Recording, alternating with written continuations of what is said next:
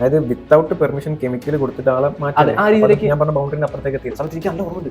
എന്റെ മുഖത്തേക്ക് ഇങ്ങനെ നോക്കാം, അവന്റെ കണ്ണ് ഇങ്ങനെ വിടർന്നു വിട്ട് എക്സ്ട്രീം ലെവലിൽ ഇപ്പോൾ സ്മോക്ക് ചെയ്യുന്ന ഒരാളെന്ന് കൂട്ടിയോ, എനിക്ക് അതിന്ന് മാറണമെന്ന് ആഗ്രഹം ഉണ്ടെങ്കിൽ മാത്രമല്ലേ മാറ്റാൻ പറ്റുള്ളൂ. ആഴ്ച പണി മറ്റേ ഇതൊന്നും അളിയാ പണി പാളിയെന്ന് പറഞ്ഞ പോലെ നമ്മളെങ്ങനെ വിടാൻ 4 കാലേ വിടും. ഈ ആഴ്ചയുടെ ഫസ്റ്റത്തെ ഷോ ആഴ്ച എത്ര കിട്ടിയത്? വെറും 18 വയസ്സ് മാത്രം പ്രായമുള്ള മെന്റലിസ്റ്റ് ആയുഷിനായിട്ടാണ് ഇന്നത്തെ പോഡ്കാസ്റ്റ്. ഈ ഒരു ചുരുങ്ങിയ പ്രായം കൊണ്ട് തന്നെ ഏകദേശം 100+ ഷോസ് ചെയ്തിട്ടുള്ള 3 പ്രാവശ്യം ടെഡെക്സ് സ്പീക്കർ ആയിട്ടുള്ള ഒരു മെന്റലിസ്റ്റാണ് ഇദ്ദേഹം. ആൻഡ് ഞാൻ വളരെ എക്സൈറ്റഡ് ആണ് ഈ ഒരു പോഡ്കാസ്റ്റ് ചെയ്യുന്ന സമയത്ത്. കാരണം എനിക്ക് ഒരുപാട് ഇൻട്രസ്റ്റ് ഉള്ള ഒരു ടോപ്പിക്കിനെ പറ്റിയിട്ടാണ് എനിക്ക് സംസാരിക്കാൻ പറ്റുള്ളത്. എനിക്ക് ഒരുപാട് കാര്യങ്ങൾ ചോദിച്ചറിയാൻ പറ്റിയിട്ടുണ്ട്. ആ കാര്യങ്ങളൊക്കെ നിങ്ങൾക്കും ഇൻട്രസ്റ്റിംഗ് ആയിട്ടുള്ള ടോപ്പിക്സ് ആയിരിക്കും. സോ ഐ ഹോപ്പ് ഈ ഒരു പോഡ്കാസ്റ്റ് നിങ്ങൾക്ക് എന്തായാലും ഉപകാരപ്പെടും. നമ്മുടെ ഈ ഒരു പ്രോഗ്രാം എന്ന് പറഞ്ഞാൽ ഈ ഒരു പേജസ് ആൻഡ് പോഡ്കാസ്റ്റിൻ്റെ ആദ്യത്തെ ഒരു പോഡ്കാസ്റ്റിംഗ് എപ്പിസോഡാണ് നമ്മളിപ്പോൾ ഇവിടെ ഷൂട്ട് ചെയ്തുകൊണ്ടിരിക്കുന്നത്. അപ്പോൾ ഈ ഒരു എനിക്ക് സത്യം പറഞ്ഞാൽ ഇതിൻ്റെ ഒരു ഫസ്റ്റത്തെ എക്സ്പീരിയൻസ് ആണ്. അതുപോലെ തന്നെ ആയുഷ് എനിക്ക് തോന്നുന്ന ഒരു ഓൺലൈൻ പോഡ്കാസ്റ്റ് ആണ് ആയുഷ് ഇതിന് മുമ്പ് ചെയ്തിട്ടുള്ളത് അല്ലേ? ഇതാണ് ആയുഷിന്റെ ഫസ്റ്റത്തെ ഒരു പോഡ്കാസ്റ്റിംഗ് വരുന്നത്, ഓഫ്ലൈൻ ആയിട്ടുള്ള. അപ്പോൾ ഈ ഒരു എക്സ്പീരിയൻസ് എങ്ങനെയുണ്ട് ഫസ്റ്റത്തെ ഒരു സംഭവം എന്ന് പറയുമ്പോൾ? ആക്ച്വലി നല്ല എക്സ്പീരിയൻസ് ആണ്. നമ്മൾ ആദ്യമായിട്ടാണ് കാണുന്നത് പറഞ്ഞ പോലെ. അപ്പോൾ അതിൽ ഭയങ്കര സന്തോഷം. ഈ ഒരു സ്റ്റുഡിയോ സെറ്റപ്പ് അങ്ങനത്തെ ഒരു ഇതിൽ ഇങ്ങനെ ഒരു സംഭവത്തിൽ വന്ന് പങ്കെടുക്കാൻ സാധിച്ചാൽ ഒരുപാട് സന്തോഷം. ഞങ്ങൾ കുറച്ച് ട്രാവൽ ചെയ്തിട്ടാ, അപ്പൊ അത് എൻജോയ് ചെയ്തു. അങ്ങനത്തെ ഓക്കെ. അപ്പോൾ ഒരു കാര്യം പറയുകയാണെന്നുണ്ടെങ്കിൽ ആയുഷിന് 18 വയസ്സാണെങ്കിൽ നാളെ ആയുഷിന് 19 വയസ്സാണ്. ഞാൻ അതിനും ഹാപ്പി ബർത്ത്ഡേ അഡ്വാൻസ് ആയിട്ടാണ്.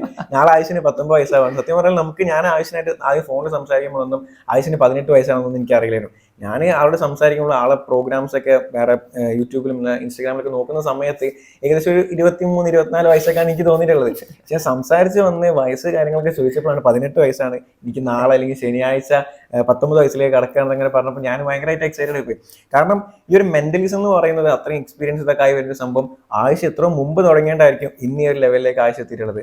സോ ആയുഷ് ഈ ഒരു മെന്റലിസം ഈ ഒരു സംഭവം ചൂസ് ചെയ്യാനുള്ള കാരണം എന്താ? അല്ലെങ്കിൽ ഒരുപാട് ആൾക്കാർ നമുക്കറിയാം ഈ ഒരു ഏജിൽ പല കാര്യങ്ങളും ചെയ്തുകൊണ്ട് വെറുതെ നടക്കുകയാണ്. അവിടുന്ന് എല്ലാ ആൾക്കാരും പോകാത്ത ഒരു പാത്താണ് ഈ ഒരു മെന്റലിസം എന്ന് പറഞ്ഞ സംഭവം. അതിലേക്ക് ആയുഷ് എത്താൻ ആയുഷിന് ആ ഒരു മെന്റലിസത്തിലേക്ക് ഡ്രൈവ് ചെയ്തതെന്നാണ് ശരിക്കും.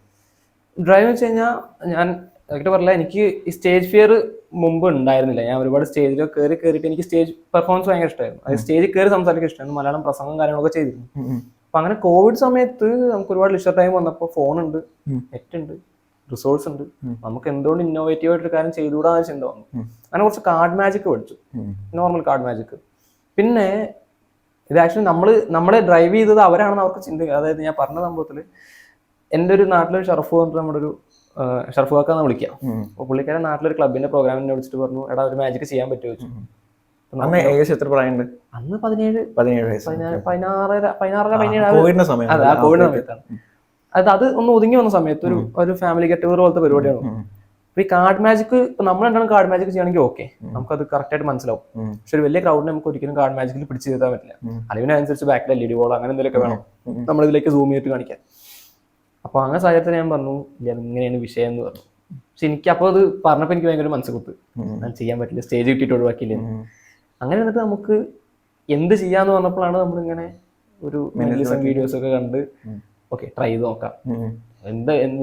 എന്തൊരു ട്രൈ ആണല്ലോ, ചുമ്മാ ട്രൈ ചെയ്ത് നോക്കാന്ന് പറഞ്ഞിട്ട് ട്രൈ ചെയ്തു. അപ്പൊ 1-2 സാധനം ഞാൻ ആദ്യം വീട്ടിലാണ് ചെയ്ത് കാണിച്ചു കൊടുക്കുക. വീട്ടിൽ ഓക്കെ ആയി.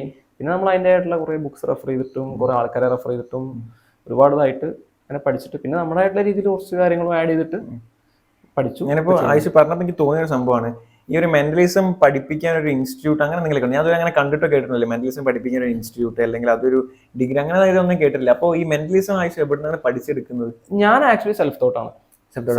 നമ്മുടെ ഞാൻ പറഞ്ഞില്ലേ നമുക്കൊരു സെൽഫ് തോട്ട് പറയുമ്പോൾ എങ്ങനെ ബുക്ക് റെഫർ ചെയ്യുന്നുണ്ട് അല്ലെങ്കിൽ ഏതൊരു ആളെ ഫോളോ ചെയ്യുന്നു അങ്ങനെയല്ല. ആക്ച്വലി മെന്റലിസ്റ്റ് പറഞ്ഞ വിദേശത്ത് ഒരുപാട് ആൾക്കാരുണ്ട്. അപ്പൊ അവരൊക്കെ ഞാൻ ഒരുപാട് ഫോളോ ചെയ്യുന്ന ഒരുപാട് ആൾക്കാരുണ്ട്. പീറ്റർ ടർണർ പോലത്തെ ഒരുപാട് ആൾക്കാരുണ്ട്. അപ്പൊ അങ്ങനത്തെ ആൾക്കാരെ റെഫർ ചെയ്തു. ബുക്സ് ഉണ്ട്. ഈ ബുക്സ് വരുമ്പോൾ ഇതിലുള്ള ഇപ്പൊ നിങ്ങൾ യൂസ് ചെയ്യുന്ന പല കാര്യങ്ങളും ആ ബുക്സിൽ പറയുന്നുണ്ടോ? ഹാർഡ് കോർ സാധനങ്ങൾ അങ്ങനത്തെ ഒന്നും പറയുന്നില്ല. അപ്പൊ അതൊക്കെ ആവശ്യം കൊടുക്കാൻ മനസ്സിലാക്കും. അതുകൊണ്ട് നമ്മൾ ഇതിലേക്ക് വന്നിട്ട് ഒരു ബേസ് കിട്ടിക്കഴിഞ്ഞാൽ പിന്നെ നമ്മൾ ഡെവലപ്പ് ചെയ്ത് തുടങ്ങുമല്ലോ. നമ്മൾ തന്നെ ചിന്തിച്ചു തുടങ്ങും. അപ്പൊ ഇതെങ്ങനെ അതെങ്ങനെയൊക്കെ ചിന്തിച്ച് നോക്കിയിട്ട് പിന്നെ അതിനുള്ള ഒരുപാട് റിസോഴ്സസ് കണ്ടുപിടിച്ചു. ഈ പറഞ്ഞ പോലെ തന്നെ ഗൂഗിൾ, ഈ പറഞ്ഞ ആൾക്കാർ അങ്ങനത്തെ ഒരുപാട് കാര്യങ്ങളായിട്ട് റെഫർ ചെയ്തിട്ടാണ്. അതായത് ചെറിയൊരു പ്രോസസ്സ് ആയിരുന്നില്ല. ആക്ച്വലി ഞാനൊരു എങ്ങനെ ഒരു 9-10 മാസം അതിനെടുത്തിട്ടുണ്ടാവും ബേസ് സെറ്റ് ആക്കിയിട്ട് വരാൻ തന്നെ. പിന്നെ ബേസിക്കലി ഇതൊരു പെർഫോമിംഗ് ആർട്ട് ഫോം ആണ്. നന്നായിട്ട് പെർഫോം ചെയ്ത് കഴിഞ്ഞാൽ നന്നായിട്ട് കാണാൻ പറ്റുന്ന, നന്നായിട്ട് ആസ്വദിക്കാൻ പറ്റുന്ന ഒരു കലാരൂപമാണ് ഇതെന്നാണ്. ഈ ഒരു കൺവെൻഷണൽ കല അല്ലെങ്കിലും ഇതൊരു കലാരൂപമാണ്. അപ്പൊ അങ്ങനെ ഇരിക്കുന്ന സമയത്ത് ആ ഒരു സിറ്റുവേഷൻ ഉണ്ടായതാണ്. ആഴ്ച നേരത്തെ പറഞ്ഞ ഒരു കാർഡ് മാജിക് ചെയ്തു അല്ലേ? അപ്പൊ എനിക്കൊരു സംശയം എന്താണെന്ന് വെച്ചാൽ ശരിക്കും ഈ ഒരു മെന്റലിസം എന്ന് പറയുന്നത് മാജിക് അല്ലെങ്കിൽ അതായിട്ട് കണക്റ്റഡ് ആണോ? ഇപ്പൊ ആർട്ട് ഫോം ആണെന്ന് പറഞ്ഞു, ഓക്കെ, മാജിക് ഒക്കെ അങ്ങനെ ഒരു സംഭവമാണ്. പക്ഷെ പല ആൾക്കാരും മെന്റലിസം എന്ന് പറയുന്നത് നമ്മളെ മൈൻഡ് ചൂഴ്ന്ന് എടുക്കുക, മൈൻഡിലുള്ള സാധനങ്ങളൊക്കെ ഇങ്ങനെ എടുക്കുക എന്നുള്ള സംഭവത്തിനുപരി, അല്ലെങ്കിൽ അത് മാജിക് ആയിട്ട് കണക്ഷൻ ഉണ്ട്, അല്ലെങ്കിൽ ട്രിക്സ് അങ്ങനത്തെ സംഭവങ്ങളൊക്കെയാണ് ഈ ഒരു മെന്റലിസം എന്ന് പറയുന്നത്. സോറി, ഡെഫിനേഷൻ പോലെയാണ് ഉദ്ദേശിച്ചത്. മാജിക്കിന്റെ ഒരു സൊഫിസ്റ്റിക്കേറ്റഡ് ഫോമാണ് മെന്റലിസം എന്ന് വേണമെങ്കിൽ പറയാം. ഓക്കെ, ആ ഒരു രീതിയിൽ മാജിക്കിന്റെ മോസ്റ്റ് അപ്ഡേറ്റഡ് മാജിക് കുറച്ച് കാലം കഴിഞ്ഞപ്പോൾ ടിപ്പിക്കൽ ആവാൻ തുടങ്ങി. നോർമലി ആൾക്കാർ കുറച്ച് ടിപ്പിക്കൽ ആവാൻ തുടങ്ങി. ഒരു സെയിം സാധനങ്ങൾ അവതരിപ്പിക്കുക, അല്ലെങ്കിൽ അത് മാജിക് കണ്ട ആൾക്കാർക്ക് മടുത്തു. അപ്പോഴാണ് മെന്റലിസം എന്ന സാധനം വരുന്നത്. മെന്റലിസം എന്ന് വെച്ചാൽ മാജിക്കിന് ഒന്നും കൂടി അപ്ഡേറ്റഡ് ഫോം. പക്ഷെ അതിൽ നമ്മൾ ഒരുപാട് സൈക്കോളജി, മറ്റേ സ്ലൈറ്റ് ഓഫ് ഹാൻഡ്സ് അതിലില്ല, അത് മാജിക്കിലാണ് മെയിനായിട്ട് ഉപയോഗിക്കുക. എന്നാൽ സ്ലൈറ്റ് ഓഫ് ഹാൻഡ്സ് ഉപയോഗിക്കാറുണ്ട്. സൈക്കോളജി അങ്ങനത്തെ ഒരുപാട് കാര്യങ്ങൾ വെച്ചിട്ട്, ഒരുപാട് നമ്മുടെ ഒരു പെർഫോമിംഗ് സ്കില്ല് വെച്ചിട്ട് ഡെവലപ്പ് ചെയ്തുകൊണ്ട് വരുന്ന ഒരു സാധനമാണ് മെന്റലിസം. ഇപ്പൊ ഈ മെന്റലിസത്തിനെ പറ്റി പറയുകയാണെങ്കിൽ ഒരുപാട് ഡെഫിനേഷൻസ്, ഇപ്പൊ സൈക്കോളജിയുടെ ഡെഫിനേഷൻ എന്ന് വെച്ച് കഴിഞ്ഞാൽ ആദ്യം മനസ്സിനെ പറ്റിയുള്ള പഠനമാണ്, പിന്നെ ആത്മാവിനെ പറ്റിയുള്ള പഠനമാണ്, മറ്റേ ശരീരത്തെ പറ്റി അങ്ങനത്തെ സൈക്കോളജി പറയുമ്പോൾ അങ്ങനെ ഒരുപാട് ഡെഫിനേഷൻസ് സൈക്കോളജിക്ക് വന്നു. അങ്ങനത്തെ മറ്റേ വില്യം വൂണ്ട് ആണെങ്കിലും വുഡ്വർത്ത് ആണെങ്കിലും ഒരുപാട് ഡെഫിനേഷൻസ് അതിന് പറഞ്ഞു. അപ്പോൾ ഓരോരുത്തരും അവരുടെ കാഴ്ചപ്പാടിൽ ഓരോന്നൊന്നാണ്, ഓരോ ഐ മീൻ ഡിഫറെന്റ് കാഴ്ചപ്പാടിൽ വരുമ്പോൾ ഡിഫറെന്റ് ഡെഫിനേഷൻസ് ഓരോന്നും വരിക. പക്ഷെ മെന്റലിസം എന്ന് പറയുമ്പോൾ ഞാൻ ഈ അടുത്ത് കണ്ട ഏറ്റവും ബെസ്റ്റ് ഡെഫിനേഷൻ, ഇപ്പൊ നിശാൽ ഇരിക്കുന്ന സമയത്ത് നിശാൽ ഒരു കാര്യം ചിന്തിക്കുന്നു, അത് ഒരാൾക്ക് പറയാൻ പറ്റിക്കഴിഞ്ഞാൽ എങ്ങനെ ഉണ്ടാവും? നിശാൽ ചിന്തിക്കുന്ന സാധനം ഒരാൾക്ക് ഇപ്പൊ അത് മാജിക് എന്ന് പറയുന്നത് ഒരിക്കലും എന്തല്ല നമ്മളെ ഒരു ആർട്ടാന്ന് പറഞ്ഞു കഴിഞ്ഞാൽ അതൊരിക്കലും നമുക്ക് മൈൻഡിന്റെ കാര്യങ്ങളൊന്നും അല്ല. ഇതിപ്പോ ആയിഷ പറഞ്ഞ പോലെ തന്നെ ഞാൻ എന്താണ് ചിന്തിക്കുന്നത് മനസ്സിലാക്കാൻ കഴിഞ്ഞു കഴിഞ്ഞാൽ അതിന്റെ ഒരു ക്ലോസസ്റ്റ് ഫോം, അതായത് ഇപ്പൊ പോസിബിൾ ആണോ? തോട്ട്സ്, ലൈക്ക് റീഡിങ് തോട്ട്സ് എന്നാണ് നമ്മൾ ഇതിനെ പറയാൻ. More than mind reading, reading thoughts എന്നാണ് നമ്മൾ ഇതിനെ പറയുന്ന ഒരു കാര്യം. അപ്പൊ അതിൽ നമ്മൾ ഒരുപാട് ഫാക്ടേഴ്സ് ഉണ്ട്. ചില സമയത്ത് ഒരുപാട് ഫാക്ടേഴ്സ് ലിങ്ക് ചെയ്തിട്ടാവും നമ്മൾ സാധനം ചെയ്യാം. ചിലപ്പോൾ ഒരു സാധനം ഒരു കൺസെപ്റ്റ് അല്ലെങ്കിൽ ഒരു പ്രിൻസിപ്പിൾ വെച്ചിട്ട് ഒരു സാധനം ചെയ്യും, അല്ലാണ്ട് ഒരുപാട് പ്രിൻസിപ്പിൾസ് ബ്ലെൻഡ് ചെയ്തിട്ട് വേറെ സാധനം ചെയ്യും. അങ്ങനത്തെ ഒരുപാട്, അത് നമ്മൾ ചിന്തിക്കണ അനുസരിച്ചാണ്.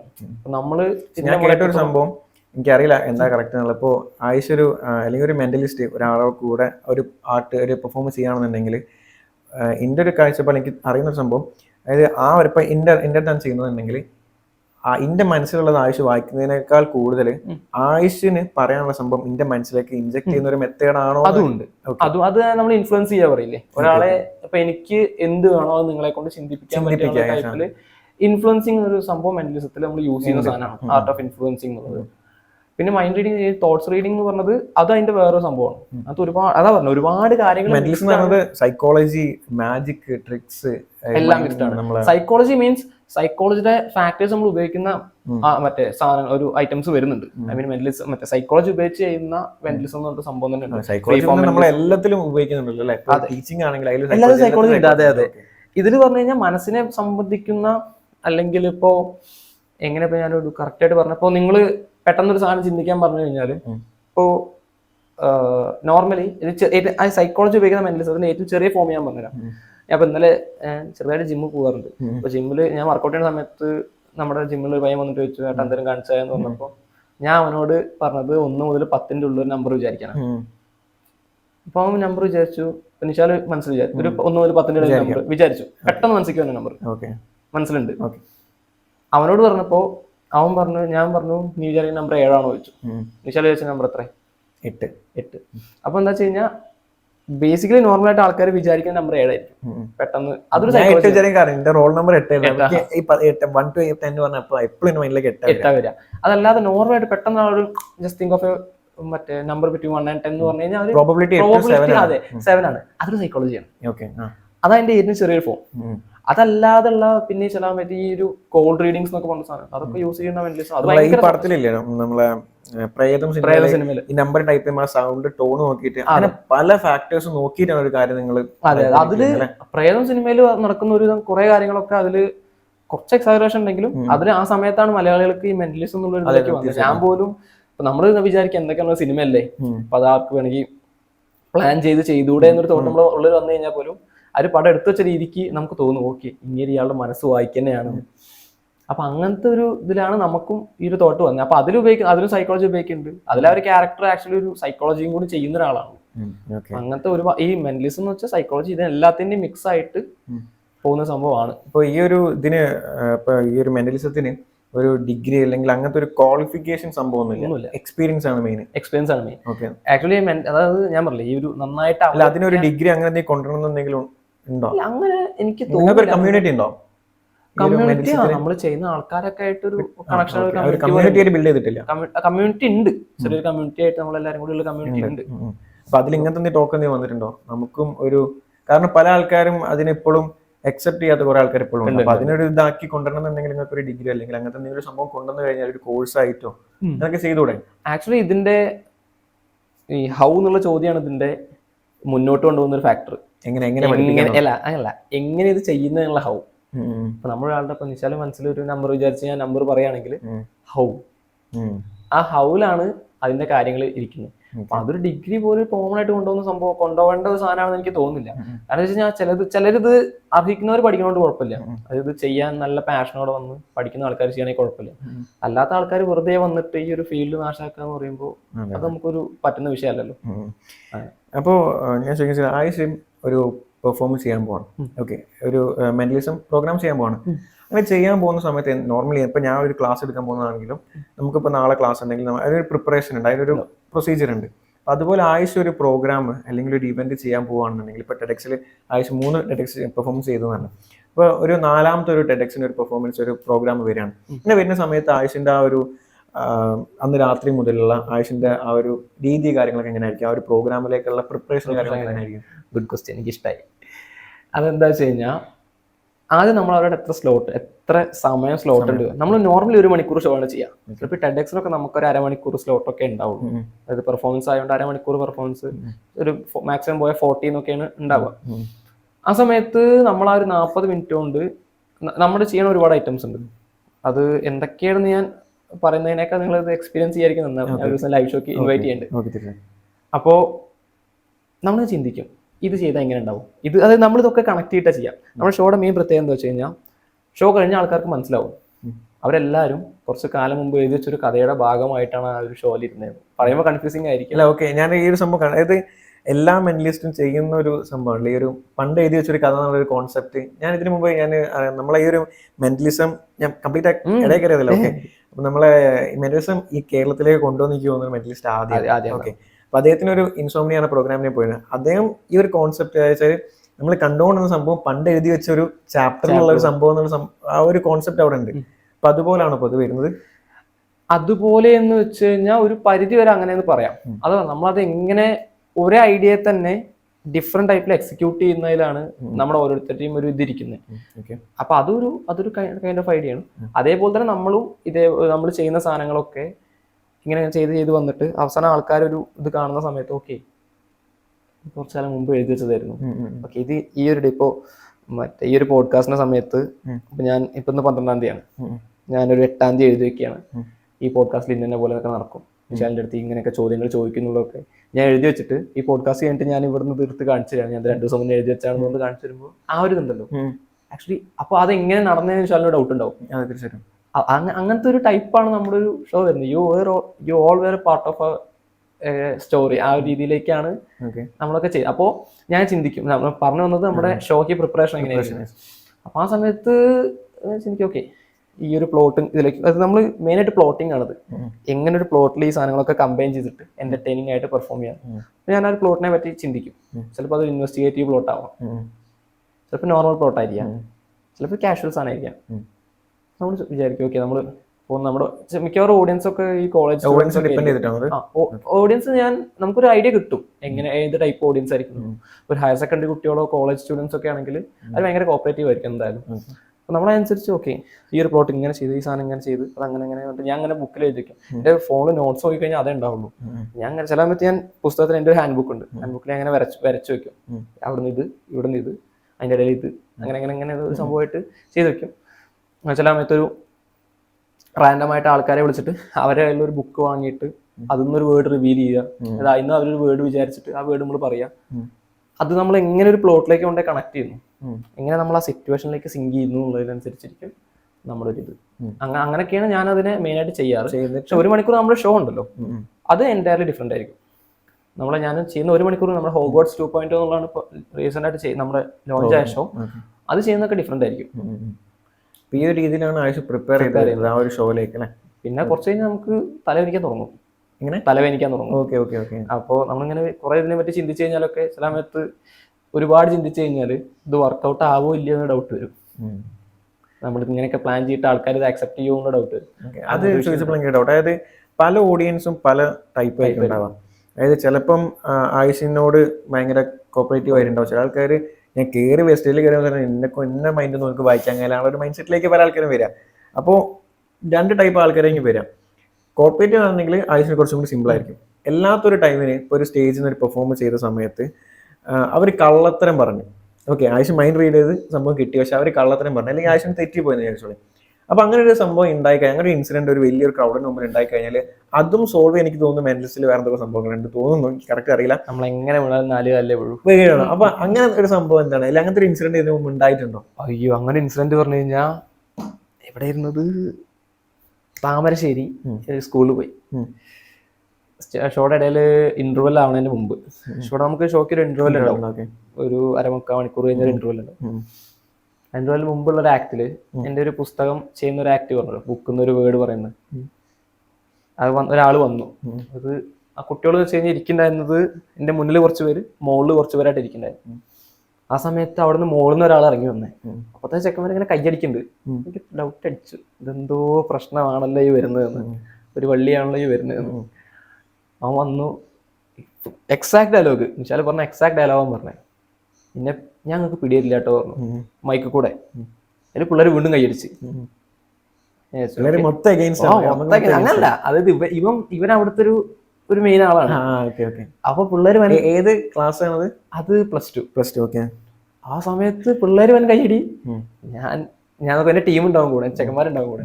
ഞാൻ ഇങ്ങനെ നോക്കി. അപ്പൊ അവന്മാരിങ്ങനെ നോക്കിയിരിക്കുന്നുണ്ട് എന്നെ. ആഴ്ച പണി മറ്റേ ഇതിലൊന്നും അളിയാ പണി പാളിന്ന് പറഞ്ഞ പോലെ. അപ്പൊ ഞാൻ എന്ത് ചെയ്തു, എനിക്ക് അവന്റെ ആ ഒരു ബോഡി ലാംഗ്വേജ് കണ്ടപ്പോൾ എനിക്ക് തോന്നി ഓക്കെ ഞാൻ ആദ്യം പറഞ്ഞിട്ടുണ്ട് ഇതൊരു 60 to അല്ലെങ്കിൽ ഒരു 40 to 60 ആണ് ഇതിന്റെ പോസിബിലിറ്റി, അല്ലെങ്കിൽ 65% വരെയാണ് ഇതിന്റെ പോസിബിലിറ്റി കിട്ടാനുള്ള ചാൻസ്, പാളാനുള്ള ചാൻസ് ഉണ്ട് നമ്മൾ ആദ്യം പറയും.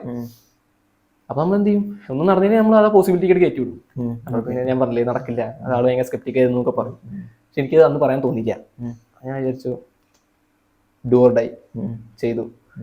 ഞാനോട് പറഞ്ഞു നീ പിടിയാരണ്ട, തരണ്ട, കുഴപ്പമില്ല, നീ എന്താ ചെയ്തു. പക്ഷെ ഞാൻ ആ ഒരു വേർഡ് റിവീൽ ചെയ്യുന്ന സമയത്ത് നുണ പറയരുത്. നീ വിചാരിക്കുന്ന വേർഡ് ആണെങ്കിൽ യെസ് എന്ന് പറയാം, അല്ലെങ്കിൽ നോ എന്ന് പറയാം. അവൻ അന്ന് വിചാരിച്ച വേർഡ് ഫ്ലാഷ് ലൈറ്റ് ആയിരുന്നു. ഞാൻ അങ്ങനെ കൈ വെച്ചിട്ടേക്കണേ, ഞാൻ അവിടെ കൈ വെച്ചിങ്ങനെ തിങ്ക് ഓഫ് ദാറ്റ്, നീ repeat it again and again like flash light എന്ന് പറഞ്ഞു. സമയത്ത് എനിക്ക് നല്ല ഓർമ്മയുണ്ട്. അവൻ്റെ മുഖത്തേക്ക് ഇങ്ങനെ നോക്കാം, അവൻ്റെ കണ്ണ് ഇങ്ങനെ വിടർന്നു പോയിട്ട് കറക്റ്റ് ആണെന്ന് പറഞ്ഞിട്ട് മൈക്ക് ഇങ്ങനെയൊക്കെ കാണിച്ചിട്ട് ഇവൻ വൻ ഓട്ടം ഇരുന്നിട്ട് അയ്യോ ഇങ്ങനെ ചെയ്തിട്ട് താങ്ക് യു ഒക്കെ പറഞ്ഞു. അവൻ പോണതിന് മുമ്പ് മൈക്ക് വീണ്ടും അവിടെ വെച്ചു, സംസാരിക്കണ മൈക്ക് വീണ്ടും താഴ്ത്ത് വെച്ചു, മറ്റേ വയഡ് മൈക്കായിരുന്നു താഴ്ത്ത് വെച്ചിട്ട് ഇപ്പൊ വീണ്ടും അവിടെ ഇങ്ങനെ അയ്യോ ഇതെന്താ വിചാരിച്ച ആള് അവിടെ തിരിച്ചു ഭയങ്കര ഒരു മൈൻഡ്ഫുൾനെസ് എന്നൊക്കെ പറയുന്നത്. എന്നിട്ട് തന്നെ കെട്ടിപ്പിടിച്ചിട്ടൊക്കെ പോയെ. അപ്പൊ തന്നെ കെട്ടിപ്പിടിച്ചിട്ടാ പോയെ.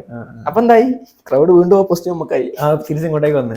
ശരിക്കും അതാണ് ഇതിന്റെ രസം, ടാലന്റ് എന്ന് പറഞ്ഞാൽ അതാണ്. അത് നമ്മളിത് എങ്ങനെ മാനേജ് ചെയ്യുന്നുള്ളതാണ്. അതാ ഞാൻ പറഞ്ഞത്, ഇതൊരു പെർഫോമിംഗ് ആർട്ട് ഫോം ആണ്. നമ്മളിത് നിശാലിനെ ഞാൻ ഒരു സാധനം പറഞ്ഞു, നിശാലിനെ കറക്റ്റ് ആയിട്ട് പെർഫോം ചെയ്യാൻ പറ്റിയില്ലെങ്കിൽ പിന്നെ പറഞ്ഞതിന്റെ കാര്യമില്ല. ഇപ്പൊ നന്നായിട്ട് പെർഫോം ചെയ്യാനുള്ളതാണ് ഇതിന്റെ സംഭവം. അങ്ങനത്തെ സാധാരണ ആൾക്കാർ എന്ന് വെച്ച് കഴിഞ്ഞാൽ ഇത് ചിലർക്ക് ഇത് എന്താണ് അറിയാൻ ആഗ്രഹം ഉണ്ടാവും.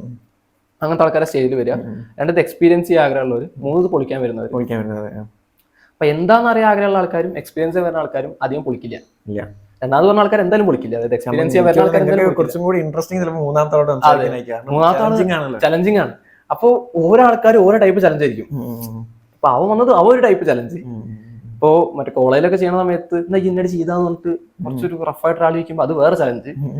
അപ്പൊ അത് ഒക്കെ ഡിഫറൻസ് ആണ്. പക്ഷെ അതാണ് നമ്മുടെ എക്സ്പീരിയൻസ്. അങ്ങനത്തെ ആൾക്കാരെ ഓവർകം ചെയ്ത് അവരെ ഇംപ്രസ് ചെയ്ത് വരുമ്പോഴാണ് നമുക്കത് തോന്നുക, നമുക്കൊരു സന്തോഷം തോന്നുള്ളൂ. അതെ, നമ്മളെ കൊണ്ട് പറ്റും. അതായത് നമ്മളത് ആദ്യം സ്റ്റാർട്ടിങ്ങിൽ നമുക്ക് ഏറ്റവും പേടിണ്ടായിരുന്നതായിരുന്നു. കാരണം എക്സ്പീരിയൻസ് ഇല്ലാത്ത സമയത്ത് ഒരാൾ സ്റ്റേജിലേക്ക് വന്നിട്ട് ഇപ്പൊ എത്ര ഷോ ചെയ്തിട്ടുണ്ടാവും? ഇപ്പൊ ഞാനൊരു 100% ചെയ്തിട്ടുണ്ട്. 18 വയസ്സായിട്ടുള്ളപ്പോഴേ 100% ചെയ്ത് കഴിഞ്ഞ് Yes. അതെ. അപ്പോ സ്റ്റാർട്ടിങ്ങിന്റെ ഷോകളിലൊക്കെ നമുക്കൊരു പേടി ഉണ്ടാവും. സ്റ്റാർട്ടിങ് നമുക്ക് ഇത് ഇങ്ങനത്തെ ഒരു കൺസെപ്റ്റ് ഇല്ലല്ലോ. ആയാലും വന്നിട്ട് എങ്ങാൻ ഇതൊന്നും അങ്ങനെയൊന്നല്ല എന്നൊക്കെ പറഞ്ഞു കഴിഞ്ഞാല് പടച്ചനെ തീരുമാനമായില്ലേന്ന്. പക്ഷെ ആ സമയത്ത് അങ്ങനെ ഉണ്ടായിട്ടില്ല. ഉണ്ടായി തുടങ്ങിയ സമയങ്ങളിൽ നമ്മളിങ്ങനെ പഠിച്ചു. ഓരോ ഷോയും ഓരോ ലെസണാണ്. ഓരോ ഷോന്നും നമ്മൾ പുതിയ പുതിയ കാര്യങ്ങൾ പഠിക്കും. ചില നമുക്ക് വന്നിട്ട് സജഷൻസ് പറഞ്ഞു തരും, ഇതിങ്ങനെ ചെയ്ത് കഴിഞ്ഞാൽ ഇതിങ്ങനെ ആയിരിക്കും എന്നുള്ള രീതിക്ക്. അല്ലെങ്കിൽ ഓഡിയൻസ് ഷോ കഴിഞ്ഞിട്ട് അവർ പറയും. അതായത് ചില സമയത്ത് നമ്മൾ ചെയ്ത കാര്യങ്ങളിൽ എന്തെങ്കിലും ഒരു ഓഡിയൻസ് വലിയ വലിയ അറിയുന്ന ആൾക്കാർ മുമ്പിലേക്ക് ചെയ്തിട്ടുണ്ടോ? പക്ഷേ മെന്റലിസ്റ്റ് അറിയുന്ന ആൾക്കാർ അല്ല നോർമൽ ഓഡിയൻസിന് മുന്നിൽ അവര് നമ്മളോട് പറയും. ഇപ്പോൾ ഫോർ എക്സാമ്പിൾ ഞാൻ എന്തൊരു സാധനം എഴുതാൻ കൊടുത്തു, ഷോയുടെ ഇടയിൽ ഒരാൾക്കൊരു സാധനം എഴുതാൻ കൊടുത്തു. ഞാൻ ഒരാളുടെ അടുത്തൊരു മാർക്കർ, ഒരാളുടെ അടുത്തൊരു പെന്നോ കൊടുത്തേ. അപ്പൊ എന്നോട് ഒരാൾ വന്നിട്ട് ഷോ കഴിഞ്ഞിട്ട് പറഞ്ഞു, രണ്ടുപേർക്കും മാർക്കർ കൊടുത്തിരുന്നെങ്കിൽ നന്നായെന്ന് പറഞ്ഞു. ഞാൻ വിചാരിച്ചെന്താ അങ്ങനത്തെ സജഷൻസ് പറഞ്ഞുതരാം. അപ്പൊ അത് കഴിഞ്ഞിട്ട് ഞാൻ വിചാരിച്ചെന്താ വെച്ച് കഴിഞ്ഞാൽ ഞാൻ ഉദ്ദേശിച്ച കൺസെപ്റ്റ്, ഒരു പേന ഞാൻ കൊടുക്കാം, ഒരു പേന ഓഡിയൻസ് ആർക്കാച്ച എടുക്കാന്നുള്ള രീതിയിൽ മാർക്കർ ഞാൻ കൊടുത്തു. ഒരു അടുത്ത ഇതേപോലെ എഴുതാനുള്ള ഒബ്ജക്റ്റ് ഓഡിയൻസ് ആർക്ക് വേണമെങ്കിൽ ചൂസ് ചെയ്യാം. പുള്ളിക്കാരൻ പറഞ്ഞു അതിനേക്കാൾ 2 മാർക്കർ കൊടുക്കുന്നത് ട്രൈ ചെയ്ത് നോക്കൂ എന്ന് പറഞ്ഞു. അങ്ങനത്തെ ചെറിയ ചെറിയ സജഷൻസ് കിട്ടും. നമ്മള് എപ്പോഴും സജഷൻസ് ആണ് നമ്മളെ മുന്നോട്ട് കൊണ്ടുപോകുക.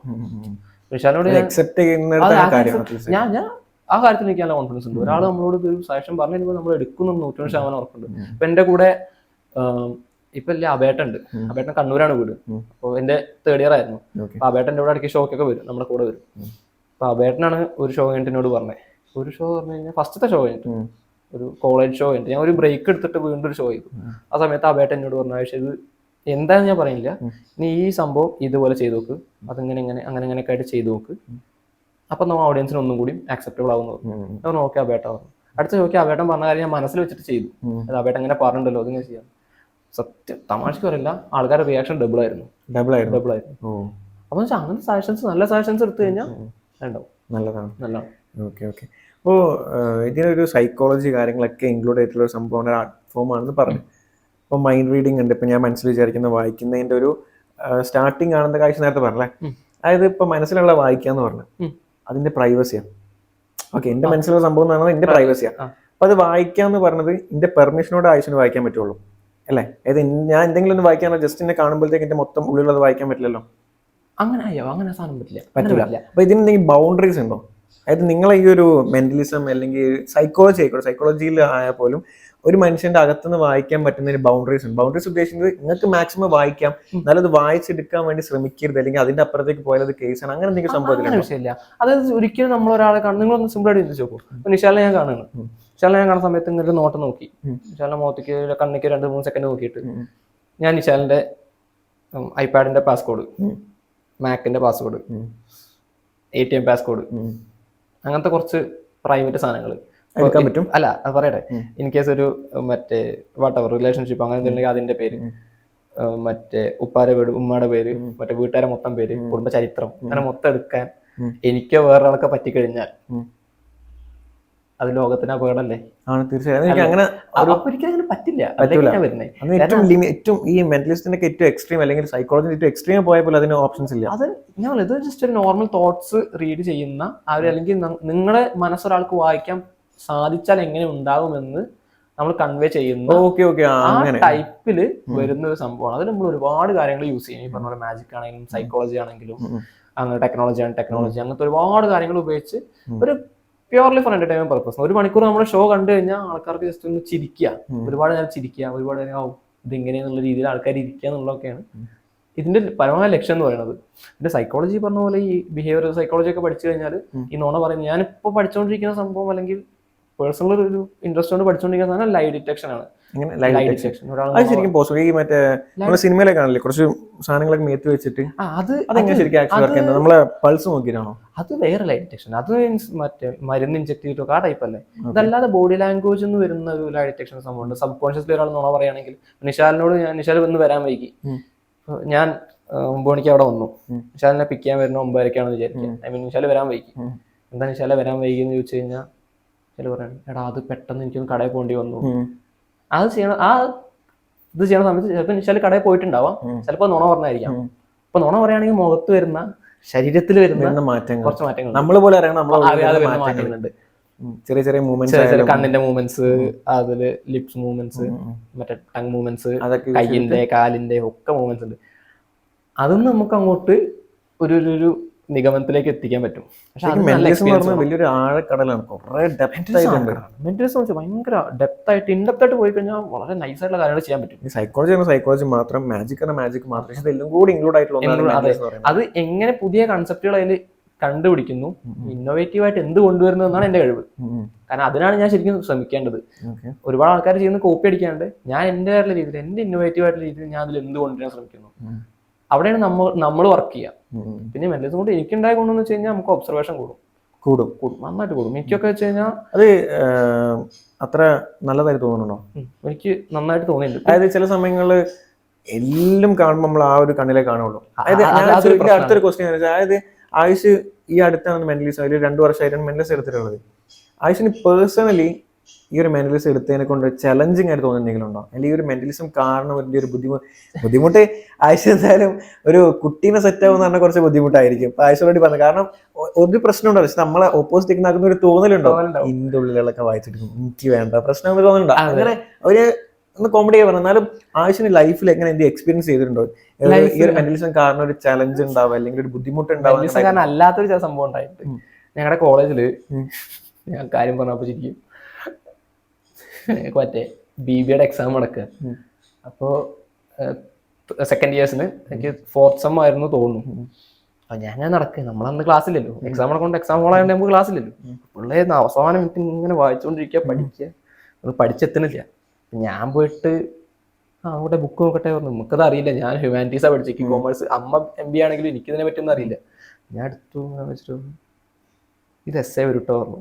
വെറുതെ നമ്മള് തള്ളൂലോ, പഠിച്ചോട്ട് എസ്സേ വരട്ടോ പറഞ്ഞു. അപ്പൊ ഞാനാണെങ്കിൽ ചിലപ്പോൾ കൂട്ടുകാരോട് പറയും ഇവിടെ പഠിച്ചോ എന്തായാലും വരും എന്നൊക്കെ.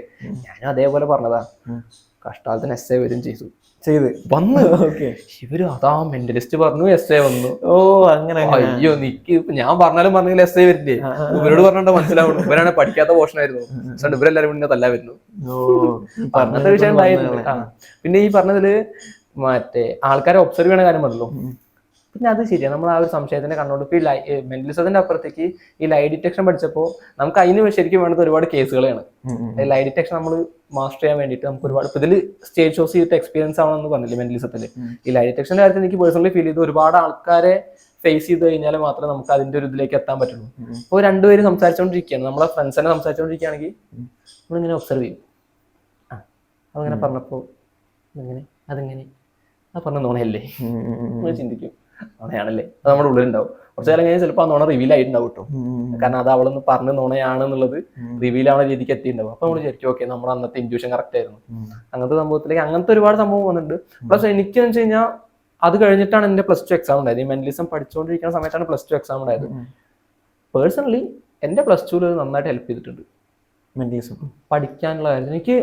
എനിക്കും അറിയില്ല, ഞാനത് എങ്ങനെയാണെന്ന് എനിക്കറിയില്ല. അപ്പൊ ബാക്കി ആൾക്കാർക്ക് എങ്ങനെയാണെന്ന് അറിയില്ല, ബാക്കി മെന്റലിസ്റ്റുകൾക്ക് എങ്ങനെയാണെന്ന് അറിയില്ല. പക്ഷെ എനിക്ക് നന്നായിട്ടൊന്ന് പഠിക്കാൻ പറ്റി +2. ഈ മെന്റലിസം തുടങ്ങിയതിന് ശേഷം ആയുഷ് എന്തെങ്കിലും റൂട്ടീൻ ഫോളോ ചെയ്യാൻ തുടങ്ങിയിട്ടുണ്ടോ?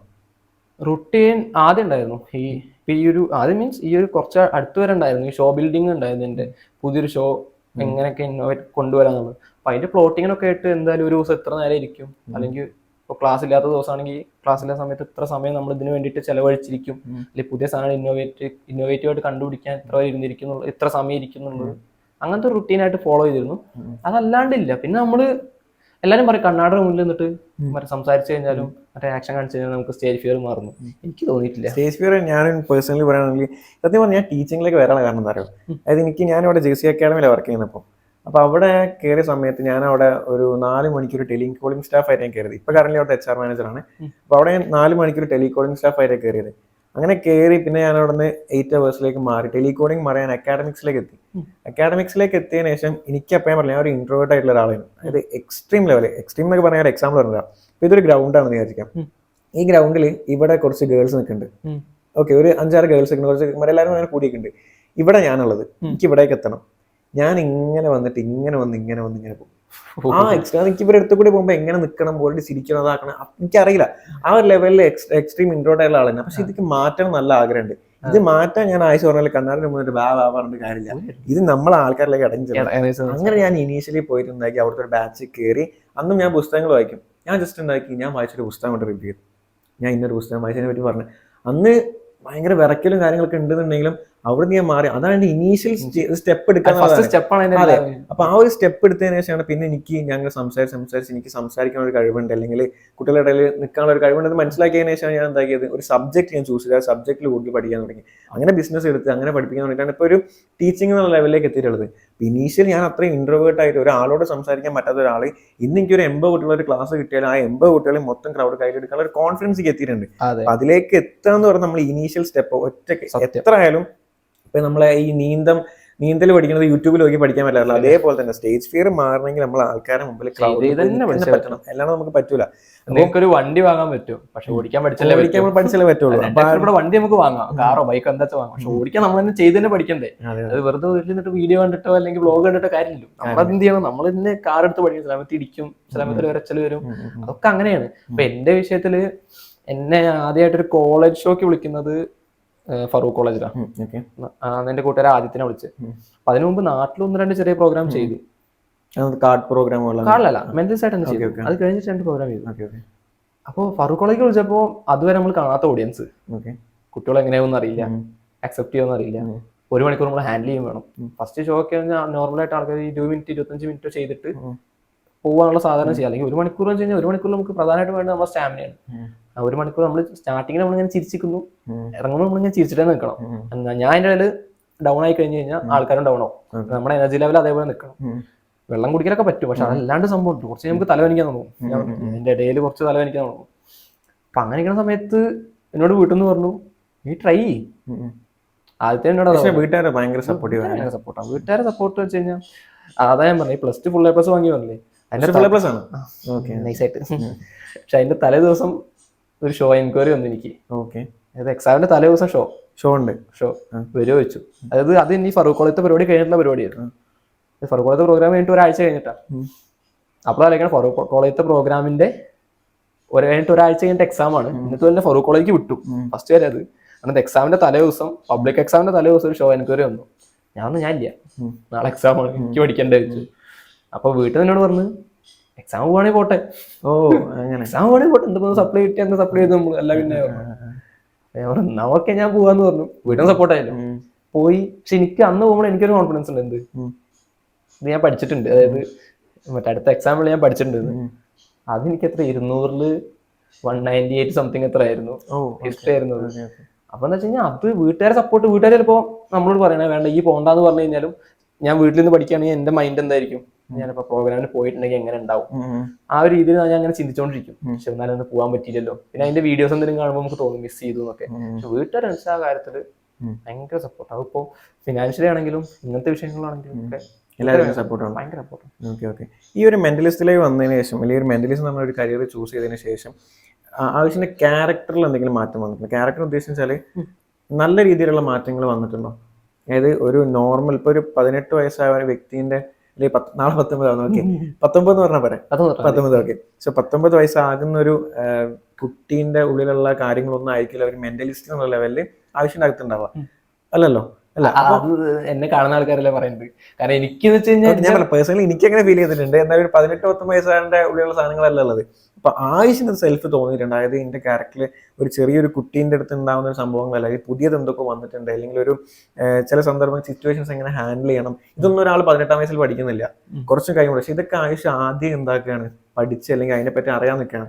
അങ്ങനത്തെ ഒരു ക്യാരക്ടറിൽ വന്ന ചേഞ്ച് അങ്ങനെ എന്തെങ്കിലുമൊക്കെ ഉണ്ടായിട്ടുണ്ടോ? ക്യാരക്ടറിൽ വന്ന ചേഞ്ച് പറഞ്ഞു കഴിഞ്ഞാൽ നമ്മൾ സംസാരിക്കുമ്പോൾ, ഞാൻ നേരത്തെ പറഞ്ഞ പോലെ ചിലർ പറയും സംസാരിക്കുമ്പോൾ അത്യാവശ്യം മെച്യൂരിറ്റി ഫീൽ ചെയ്യുന്നതൊക്കെ പറയും. എന്നാൽ എൻ്റെ വീട്ടുകാരെ സമ്മതിക്കില്ല. എൻ്റെ വീട്ടുകാർക്ക് ഞാൻ എപ്പോഴും ഭയങ്കര ഇമ്മച്ചോർഡാണ്. ചെറിയ കുട്ടിയാണ് ഞാൻ. ചെറിയ കുട്ടിയെന്നല്ല, അവർ പറയും എനിക്ക് മെച്യൂരിറ്റി ആയിട്ടില്ല. പക്ഷെ എന്നെ കാണുന്ന ആൾക്കാരൊക്കെ പറയും ഭയങ്കര മെച്യൂർഡാണല്ലോ. അപ്പൊ നമ്മളിങ്ങനെ ഷോയുടെ കാര്യങ്ങളൊക്കെ ഇങ്ങനത്തെ ഓരോ അനുഭവങ്ങളൊക്കെ ക്ലോസ് സർക്കിളിലേക്ക് പോകുമ്പോൾ നമ്മൾ കുറച്ച് ഇതായി പോകുന്നതായിരിക്കും. അതെ, ക്ലോസ് സർക്കിളിനെ പറ്റി ഞാൻ എന്തായിട്ട് പറഞ്ഞുതരാം. ക്ലോസ് സർക്കിൾ വെച്ച് കഴിഞ്ഞാൽ അതൊരു വേറെ ടൈപ്പാണ്. ഇതിലെ മെച്യൂരിറ്റി വിഷയത്തിൽ ആൾക്കാർ പറയും ഓക്കെ ഇവൻ ഭയങ്കര മെച്യൂർഡ് ആണല്ലോ, സ്റ്റേജിൽ നിൽക്കുന്ന സമയത്തൊക്കെ അവർ ലുക്കിലും കണ്ണടയൊക്കെ വെച്ച് കാണുമ്പോൾ നല്ല രസമാണല്ലോ, മെച്യൂർഡ് ആണല്ലോ, അത് 18 വയസ്സാണെന്ന് തോന്നില്ല എന്നൊക്കെ. പക്ഷെ എനിക്കറിയില്ല ഞാൻ മെച്യൂർഡ് ആണോ അല്ലയോ എന്ന്. എനിക്കെന്ത്, ഞാൻ 18-19 വയസ്സിൽ ബാക്കിയുള്ളവരുടെ ചിന്ത എന്താണെന്ന് എനിക്കറിയില്ല. പക്ഷെ എനിക്ക് വെച്ച് കഴിഞ്ഞാൽ എന്റെ ഒരു ഫീൽഡ് തന്നെ അതാണ്. നമ്മൾ ചിന്തിക്കുന്ന മെയിൻ വിഷയങ്ങളൊന്നും തന്നെയാണ്. ചെറുപ്പം മുതലേ ഇതിനാണല്ലോ ചിന്തിച്ചുകൊണ്ട് വരുന്നത്. അതാണ് ചെറുപ്പം മീൻസ് ഈ ഒരു അടുത്ത കാലമായിട്ട് +2 സമയത്തൊക്കെ. അപ്പോ അതാണ് പറഞ്ഞത്, എനിക്കറിയില്ല ഇപ്പൊ ഞാൻ മെച്ചോർഡ് ആണോ അല്ല. ക്യാരക്ടർ വ്യത്യാസം വെച്ച് കഴിഞ്ഞാൽ നമ്മുടെ ആ ഒരു ആൾക്കാരുടെ ഡീൽ ചെയ്യുന്ന രീതിയിൽ അത് വ്യത്യാസം വന്നിട്ടുണ്ട്. ആൾക്കാരുടെ നമ്മൾ ഡീൽ ചെയ്യുന്ന രീതിയിൽ വ്യത്യാസം വന്നിട്ടുണ്ട്. പണ്ടെന്ന് വെച്ച് കഴിഞ്ഞാൽ ഇൻട്രോവേർട്ടഡ് ആയിരുന്നില്ല, ഞാൻ ഒരുപാട് ഞാൻ പെട്ടെന്ന് കമ്പനി ആവുന്ന ടൈപ്പാണ്. പക്ഷെ ഇതിനു ശേഷം ഞാൻ വീണ്ടും ഒന്നും കൂടി ആ ഒരു വിഷയത്തിൽ ഒന്നും കൂടി ആൾക്കാരായിട്ട് കമ്പനി ആവാൻ, ഒന്നുകൂടി മിങ്കിൾ ആവാൻ ഞാൻ ശ്രമിക്കുന്നുണ്ട് എന്നുള്ള രീതിയിലേക്ക് ഒരു ക്യാരക്ടർ വ്യത്യാസം എനിക്ക് തോന്നിയിട്ടുണ്ട്.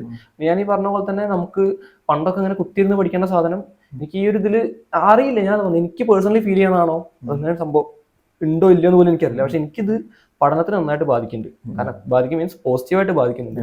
ഇപ്പൊ പഠിക്കാനൊക്കെ നമുക്ക് ഞാൻ +2 ഫുൾ ടോപ്പിക്കാണ്, രാത്രി മാത്രം എന്ന് റിവിഷൻ ചെയ്തിട്ട് പിറ്റേ ദിവസം പരീക്ഷയ്ക്ക് പോകും. അതെന്ന് വെച്ച് കഴിഞ്ഞാൽ നമുക്കത് പെട്ടെന്ന് ഗ്രാസ്പ് ചെയ്യാൻ പറ്റുന്നുള്ള രീതിയിലേക്ക് നമ്മുടെ ക്യാരക്ടർ മാറിയിട്ടുണ്ട്. പിന്നെ നമുക്ക് കിട്ടുന്ന ആ ഒരു ആൾക്കാരിൽ നിന്ന് കിട്ടുന്ന ആ ഒരു വരവേൽപ്പ് അങ്ങനത്തെ വിഷയങ്ങളിലൊക്കെ അപ്പോഴും നമ്മുടെ ക്യാരക്ടറിന് വ്യത്യാസമുള്ള വരുന്നു. Okay, I am doing it, yes I M good എന്നുള്ള തോന്നൽ നമുക്ക് തന്നെ വരുമല്ലോ. അങ്ങനെ സംഭവത്തിൽ ഞാൻ വേറൊരു സംഭവം ചോദിക്കാം. അതായത് ഞാൻ ഒരു പ്രോഗ്രാമിന് പോയി, ഡോക്ടർ അദ്നാൻ ഹാജി എന്നുള്ള അദ്ദേഹത്തിന്റെ 18 ഡോക്ടറിന്റെ ടീമുണ്ട്. അവരൊരു പ്രോഗ്രാമിന് പണ്ട് ഞാൻ ഇതേപോലെ +2 പഠിക്കാൻ പോയിട്ടുണ്ടായിരുന്നു. അപ്പോൾ ആ സമയത്ത് അവർ ചെയ്തൊരു സംഭവം എന്താ വെച്ചാൽ, നമ്മൾ സ്റ്റേജിൽ നിന്ന് ഒരു കുട്ടീനെ വിളിച്ച്, ആ കുട്ടി എന്ന് പറയുന്നത് അവരാരും എൻ്റെ ക്ലാസ് പഠിക്കുന്ന കുട്ടിയാണ്. അപ്പം എനിക്കത് വിശ്വാസത്തിൽ കൂടാനുള്ള കാരണം അതാണ്. അതായത് അവരെന്താ ചെയ്തത് വെച്ചാൽ, ആ കുട്ടീനെ സ്റ്റേജിലേക്ക് വിളിച്ചിട്ട് അതായത് ഹെഡിൻ്റെ അവിടെ ഒരു ചെയർ, ഊരിൻ്റെ അവിടെ ഒരു ചെയർ, കാലിൻ്റെ അവിടെ ഒരു ചെയർ, 4 ചെയർ വെച്ചിട്ട് എന്താക്കി ആളെ കിടത്തിയിട്ട് അവരെ ടീമിൽ ഒരു ലേഡി വന്നിട്ട് ഇവിടെ ഇങ്ങനെ പിടിച്ചിങ്ങനെ ഇവരെ ഇങ്ങനെ കൊണ്ടുപോയിട്ട് കുറച്ച് അഫർമേഷൻസ് കൊടുത്തു, ചെവിയിൽ ഇങ്ങനെ കുറച്ച് കാര്യങ്ങൾ പറഞ്ഞു. അങ്ങനെ പറഞ്ഞ സമയത്ത് എന്നിട്ട് പറയുന്ന ശേഷം എന്താക്കി ഊരന്റെ ഭാഗത്തുള്ള ചെയർ അങ്ങോട്ട് എടുത്ത് വലിച്ച്. അപ്പോൾ സ്വാഭാവികമായിട്ട് നമ്മളെന്താണ് അതുകൊണ്ട് ബെൻഡായി പോകുമല്ലോ. അതായത് ഇങ്ങനെ നിൽക്കുന്ന കുട്ടി ഊരന്റെ ചെയർ എടുത്ത് കഴിഞ്ഞാൽ ബെൻഡായി പോകുമല്ലോ. ഈ കുട്ടി സ്ട്രെയിറ്റ് ആയിരുന്നു അവിടെ. അതായത് ആ സ്ട്രെയിറ്റ് ഒരു ബ്രിഡ്ജ് പോലെ നിന്ന്. അപ്പോൾ എന്താ സംഭവിച്ചാൽ ഞാൻ പറഞ്ഞതെന്ന് വെച്ചാൽ, ആ കുട്ടിക്ക് കൊടുത്ത അഫർമേഷൻ എന്ന് പറയുന്നത്, അല്ലെങ്കിൽ പറഞ്ഞു കൊടുത്ത സംഭവം എന്ന് പറയുന്നത് ഈ ഒരു സ്റ്റീൽ ബ്രിഡ്ജ് ആയി മാറുന്ന പറഞ്ഞത്. അല്ലെങ്കിൽ ഈ ഒരു സ്റ്റീൽ ബ്രിഡ്ജ് ആണ്, സ്റ്റീൽ ബ്രിഡ്ജ് അങ്ങനെ പറഞ്ഞു കൊടുത്ത സമയത്ത് ആ കുട്ടി അങ്ങനെ, അതായത് ആ കുട്ടീന്റെ മേത്ത് വേറൊരാൾ പോയി ഇരുന്ന്, അതായത് ആ കൂടി മെലിഞ്ഞൊരു +2 പഠിക്കുന്ന കുട്ടീന്റെ മേത്ത് ഒരു വലിയൊരാൾ പോയി ഇരുന്ന്, അപ്പോഴും ആ കുട്ടി സ്റ്റിൽ അവിടെ നിൽക്കുകയാണ്. ശരിക്കും അത് എനിക്ക് എന്താണ് ഒരു വലിയൊരു വാവ് ഫാക്ടറി തോന്നിയിട്ടുണ്ട്. അപ്പൊ അത് ശരിക്കും എന്താണ് അങ്ങനെ ഒരാളെ മാറ്റാൻ പറ്റും, അല്ലെങ്കിൽ ആ ഒരാളെ എങ്ങനെയാണ് അതിലേക്ക് മാറ്റിയിട്ടുള്ളത്, എന്ത് കോൺസെപ്റ്റ് ആണ് അവിടെ യൂസ് ചെയ്തിട്ടുള്ളത്? മെന്റലിസ്റ്റ് അല്ലല്ലോ, അത് ഹിപ്നോസിസ് ആണ്. അത് ഹിപ്നോസിന്റെ ഒരു, ഞാൻ മനസ്സിലാക്കിയ കാര്യം പറഞ്ഞാൽ, ഹിപ്നോസിന്റെ ഒരു വേറൊരു ലെവലിലുള്ള ഒരു സ്റ്റേജാണ്, നെക്സ്റ്റ് ലെവൽ സ്റ്റേജാണ് അത്. ആളുടെ ഒരു ബോഡിയിൽ വരുന്നത്. ആ സംഭവത്തിലേക്ക് ഞാൻ ആദ്യം പോയിട്ടില്ല. ഹിപ്നോസിസ് ചെയ്യും, ഞാൻ സ്റ്റേജ് ഹിപ്നോസിസ് കുറച്ച് ചെയ്യാറുണ്ട്. അതിൽ ഈ പറഞ്ഞ പോലത്തെ ഹാലുസിനേഷൻസ് പോലത്തെ കാര്യങ്ങൾ. ഞാൻ അവിടെ ശരിക്കും ആലോചിച്ചെന്താ അറിയോ, ആ ഒരു കുട്ടി എന്ന് പറയുന്നത് ആകെ ഏറിപ്പോയാൽ ആ ഒരു സമയത്ത് ഒരു 48 അല്ലെങ്കിൽ 50 കിലോസ് ഉണ്ടാവുള്ളൂ.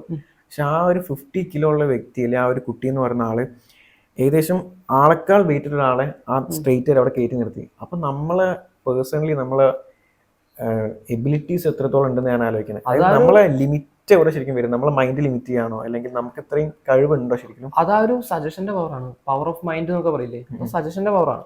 സോ അതിനർത്ഥം നമ്മൾ അത്രയും പവർഫുൾ ആണ്.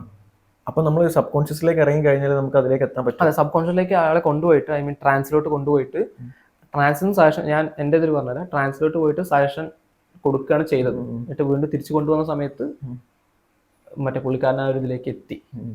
അപ്പൊ അത് അവർ കൊടുക്കുന്ന സജഷൻ്റെ, നമ്മൾ കൊടുക്കുന്ന സജഷന്റെ പവർ, അത് ഒരുപാട് ഫാക്ടേഴ്സ് ഉണ്ട് ഇതിൽ. അതങ്ങനെ ചെയ്ത് ചിലപ്പോൾ ആള് പോലും ഡിസ്കവർ ചെയ്തിട്ടുണ്ടാവില്ല, ഓക്കെ എനിക്ക് ഇങ്ങനെ ചെയ്യാൻ പറ്റുന്ന ചിലപ്പോൾ ആ കുട്ടി പോലും വിചാരിച്ചിട്ടുണ്ടാവില്ല. അതാണ് അതിന്റെ ഒരു, കുട്ടി അറിഞ്ഞിട്ടില്ല, കുട്ടി അവിടുന്ന് അറിയില്ല എന്താ ചെയ്യുന്നത്. അതെ, അതാണ് അത്. പുള്ളിക്കാരൻ ആ സജഷൻ കൊടുക്കുകയാണ്, ട്രാൻസിൽ വെച്ചിട്ട് ആൾക്ക് സജഷൻ കൊടുക്കുന്ന സമയത്ത് പുള്ളിക്കാരൻ ആളെ അനുസരിക്കുകയാണത്. ആ ഒരു മനസ്സനുസരിച്ച് അവരിതിലേക്ക് പോവുകയാണ്. പറഞ്ഞാണെങ്കിൽ കുറേ ഉണ്ട്. ഞാനൊരു ഒരു കൂട്ടുകാരന് അവൻ ദൈവത്തിൽ വീഡിയോ എനിക്ക് കാണിച്ചിട്ട് ഞാൻ അതെങ്ങനെ ചെയ്യുന്നു ചോദിച്ചു. ഞാൻ പറഞ്ഞു കൊടുത്ത ചെക്കൻ അവസാനം ഓർക്കാൻ വരാൻ തുടങ്ങി. എനിക്ക് ചടപ്പയായിരുന്നു. ഒരുപാട് ഇത് ഹിപ്നോസ് പറഞ്ഞാൽ ഭയങ്കര വലിയൊരു വാസ്റ്റ് ഏരിയ. അതും മെന്റലിസത്തിന് കണക്ഷൻ ഉണ്ടോ? മെന്റലിസം ഹിപ്നോസിസും കണക്ട് ചെയ്ത് ചെയ്യാറുണ്ട്. മെന്റലിസം, അതായത് മെന്റലിസം ഷോർട്ട് ഇടയിലിടയ്ക്ക് ഹിപ്നോസിസ് നമ്മൾ ട്രൈ ചെയ്ത് നോക്കും. ഹിപ്നോസിസ് പറഞ്ഞു കഴിഞ്ഞാൽ ഹിപ്നോസിസ് ശരിക്കും സൈക്കോളജിയാണ്.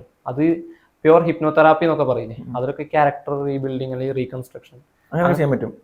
പിന്നെ ഹിപ്നോതെറാപ്പിയിൽ അങ്ങനത്തെ ഇപ്പൊ ഒരു എക്സ്ട്രീം ലെവലിലായിട്ട് എന്തെങ്കിലും ഒരു ദുശ്ശീല കാര്യങ്ങൾ ഒരാളാണെന്നുണ്ടെങ്കിൽ അങ്ങനത്തെ റിമൂവ് ചെയ്യാൻ പറ്റുന്ന, അതായത് ആള് ഇപ്പൊ ഞാൻ എക്സ്ട്രീം ലെവലിൽ ഇപ്പൊ സ്മോക്ക് ചെയ്യുന്ന ഒരാളാണെന്ന് കൂട്ടിയോ, എനിക്ക് അതിന്ന് മാറണമെന്ന് ആഗ്രഹം ഉണ്ടെങ്കിൽ മാത്രമല്ലേ മാറ്റാൻ പറ്റുള്ളൂ, അല്ലേ?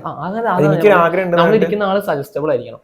അതായത് നമ്മൾ നമ്മൾ തരുന്ന സജഷൻസ് എടുക്കാൻ പറ്റുന്ന ആളായിരിക്കണം. ചിലപ്പോൾ നമ്മളൊരു 20 റാൻഡം ആൾക്കാരെ എടുത്തു കഴിഞ്ഞാൽ ചിലപ്പോൾ 10 പേര് സജസ്റ്റബിൾ ആവും, ചിലപ്പോൾ 15 പേര് സജസ്റ്റബിൾ ആവും, ചിലപ്പോൾ ഒരാളെ സജസ്റ്റബിൾ ആവും.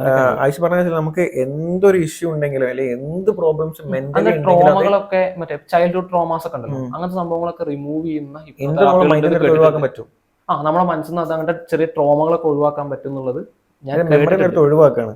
നമ്മുടെ മനസ്സിൽ നിന്ന് എടുത്ത് കളയാൻ പറ്റും, സബ് കോൺഷ്യസ് നിന്ന് എടുത്ത് കളയാൻ പറ്റുമെന്ന് എനിക്കൊരാളെന്ന് പറയുന്നുണ്ട്. പക്ഷെ എനിക്ക് അതിനെ പറ്റിയിട്ട് ടോട്ടൽ അറിവില്ല. കാരണം ഹിപ്നോതെറാപ്പി പഠിക്കണമെങ്കിൽ അതൊരു ഡിഗ്രി ആയിട്ടോ അല്ലെങ്കിൽ അതിന്റെ ഒരു മാസ്റ്റേഴ്സ് ആയിട്ടോ ആ രീതിയിൽ പഠിച്ചു പോകുന്ന സംഭവം, പ്രാക്ടിക്കലി ചെയ്തു പോകുന്ന സംഭവം. അപ്പൊ എനിക്ക് അതിനെ പറ്റി വലിയൊരു ഐഡിയ ഇല്ല. പക്ഷെ അത് അങ്ങനത്തെ ട്രോമകളും ഇതൊക്കെ ഹിപ്നോതെറാപ്പി വെച്ചിട്ട് ക്യൂർ ചെയ്യാൻ പറ്റുന്നുള്ള സംഭവം നിലവിലുണ്ട്. പിന്നെ ഒരാൾക്ക് ഹിപ്നോട്ടൈസ് ചെയ്യാൻ താല്പര്യം ഇല്ലെങ്കിൽ കൂടി ഞാനൊരു ഇത് പറഞ്ഞാൽ നമ്മളതിൽ ഉപയോഗിക്കുന്ന ഒരു കെമിക്കൽ ഉണ്ട്. കെമിക്കലിന്റെ പേര് ഐ ഡോണ്ട് തിങ്ക് ഞാൻ റിവീൽ ചെയ്യാൻ പാടില്ല. അങ്ങനെ ഒരു കെമിക്കൽ വെച്ചിട്ട് അവരെ ഉറക്കത്തിലേക്ക് ട്രാൻസിലേക്ക് കൊണ്ടുപോകാൻ പറ്റുമെന്നൊരു സംഭവം. ബൗണ്ടറിന്റെ അപ്പുറത്തേക്ക് എത്തിയില്ലേ? ബൗണ്ടറി മീൻസ് അത് അതായത് വിത്തൗട്ട് പെർമിഷൻ കെമിക്കൽ കൊടുത്തിട്ട് ആളെ മാറ്റി ആ രീതിയിലേക്ക് ഞാൻ പറഞ്ഞ ബൗണ്ടറിന്റെ അപ്പുറത്തേക്ക് എത്തിയില്ലേ? എത്തി, ഒരു പരിധി വരെ എത്തി. അത് ഇപ്പൊ അല്ല, അത് ലീഗൽ വെച്ച് കഴിഞ്ഞാൽ ഇപ്പോ നുണ പരിശോധന ആ സംഭവം ഉണ്ടല്ലോ, അത് ശരിക്കും ബ്ലഡിലേക്ക് ഒരു സാധനം ഇഞ്ചെക്ട് ചെയ്യുക ചെയ്യുന്നത്. എന്നിട്ട് ബ്ലഡിലേക്ക് സംഭവം ഇഞ്ചെക്ട് ചെയ്യുന്നത് അതാളുടെ പെർമിഷൻ ഉണ്ടെങ്കിലോ ഇല്ലെങ്കിലോ അതൊരു സെഡേറ്റീവ് ഡ്രഗ് ആണ്.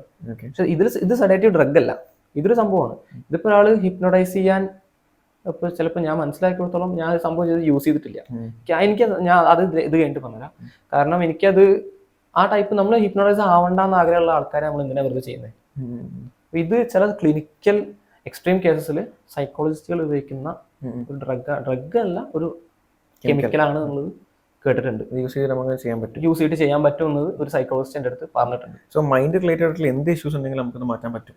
എന്ത് ഇഷ്യൂസ് ആണോ അറിയില്ല, ടു ആൻ എക്സ്റ്റെന്റ് ഇപ്പോഴത്തെ ചെറിയ ട്രോമകൾ പോലത്തെ സാധനങ്ങൾ, ചെറിയ ഫോബിയാസ് ഒക്കെ ഉണ്ടാവും, ചെറിയ പേടികളൊക്കെ മാറ്റാൻ പറ്റും. ചെറിയ പേടികൾ, അങ്ങനത്തെ ചെറിയ ട്രോമകൾ ആൾക്കാരുണ്ടോ ഇവിടെ കേരളത്തിലുണ്ടോ? ചെയ്യുന്ന ആൾക്കാരൊക്കെ ഉണ്ട്. ഞാൻ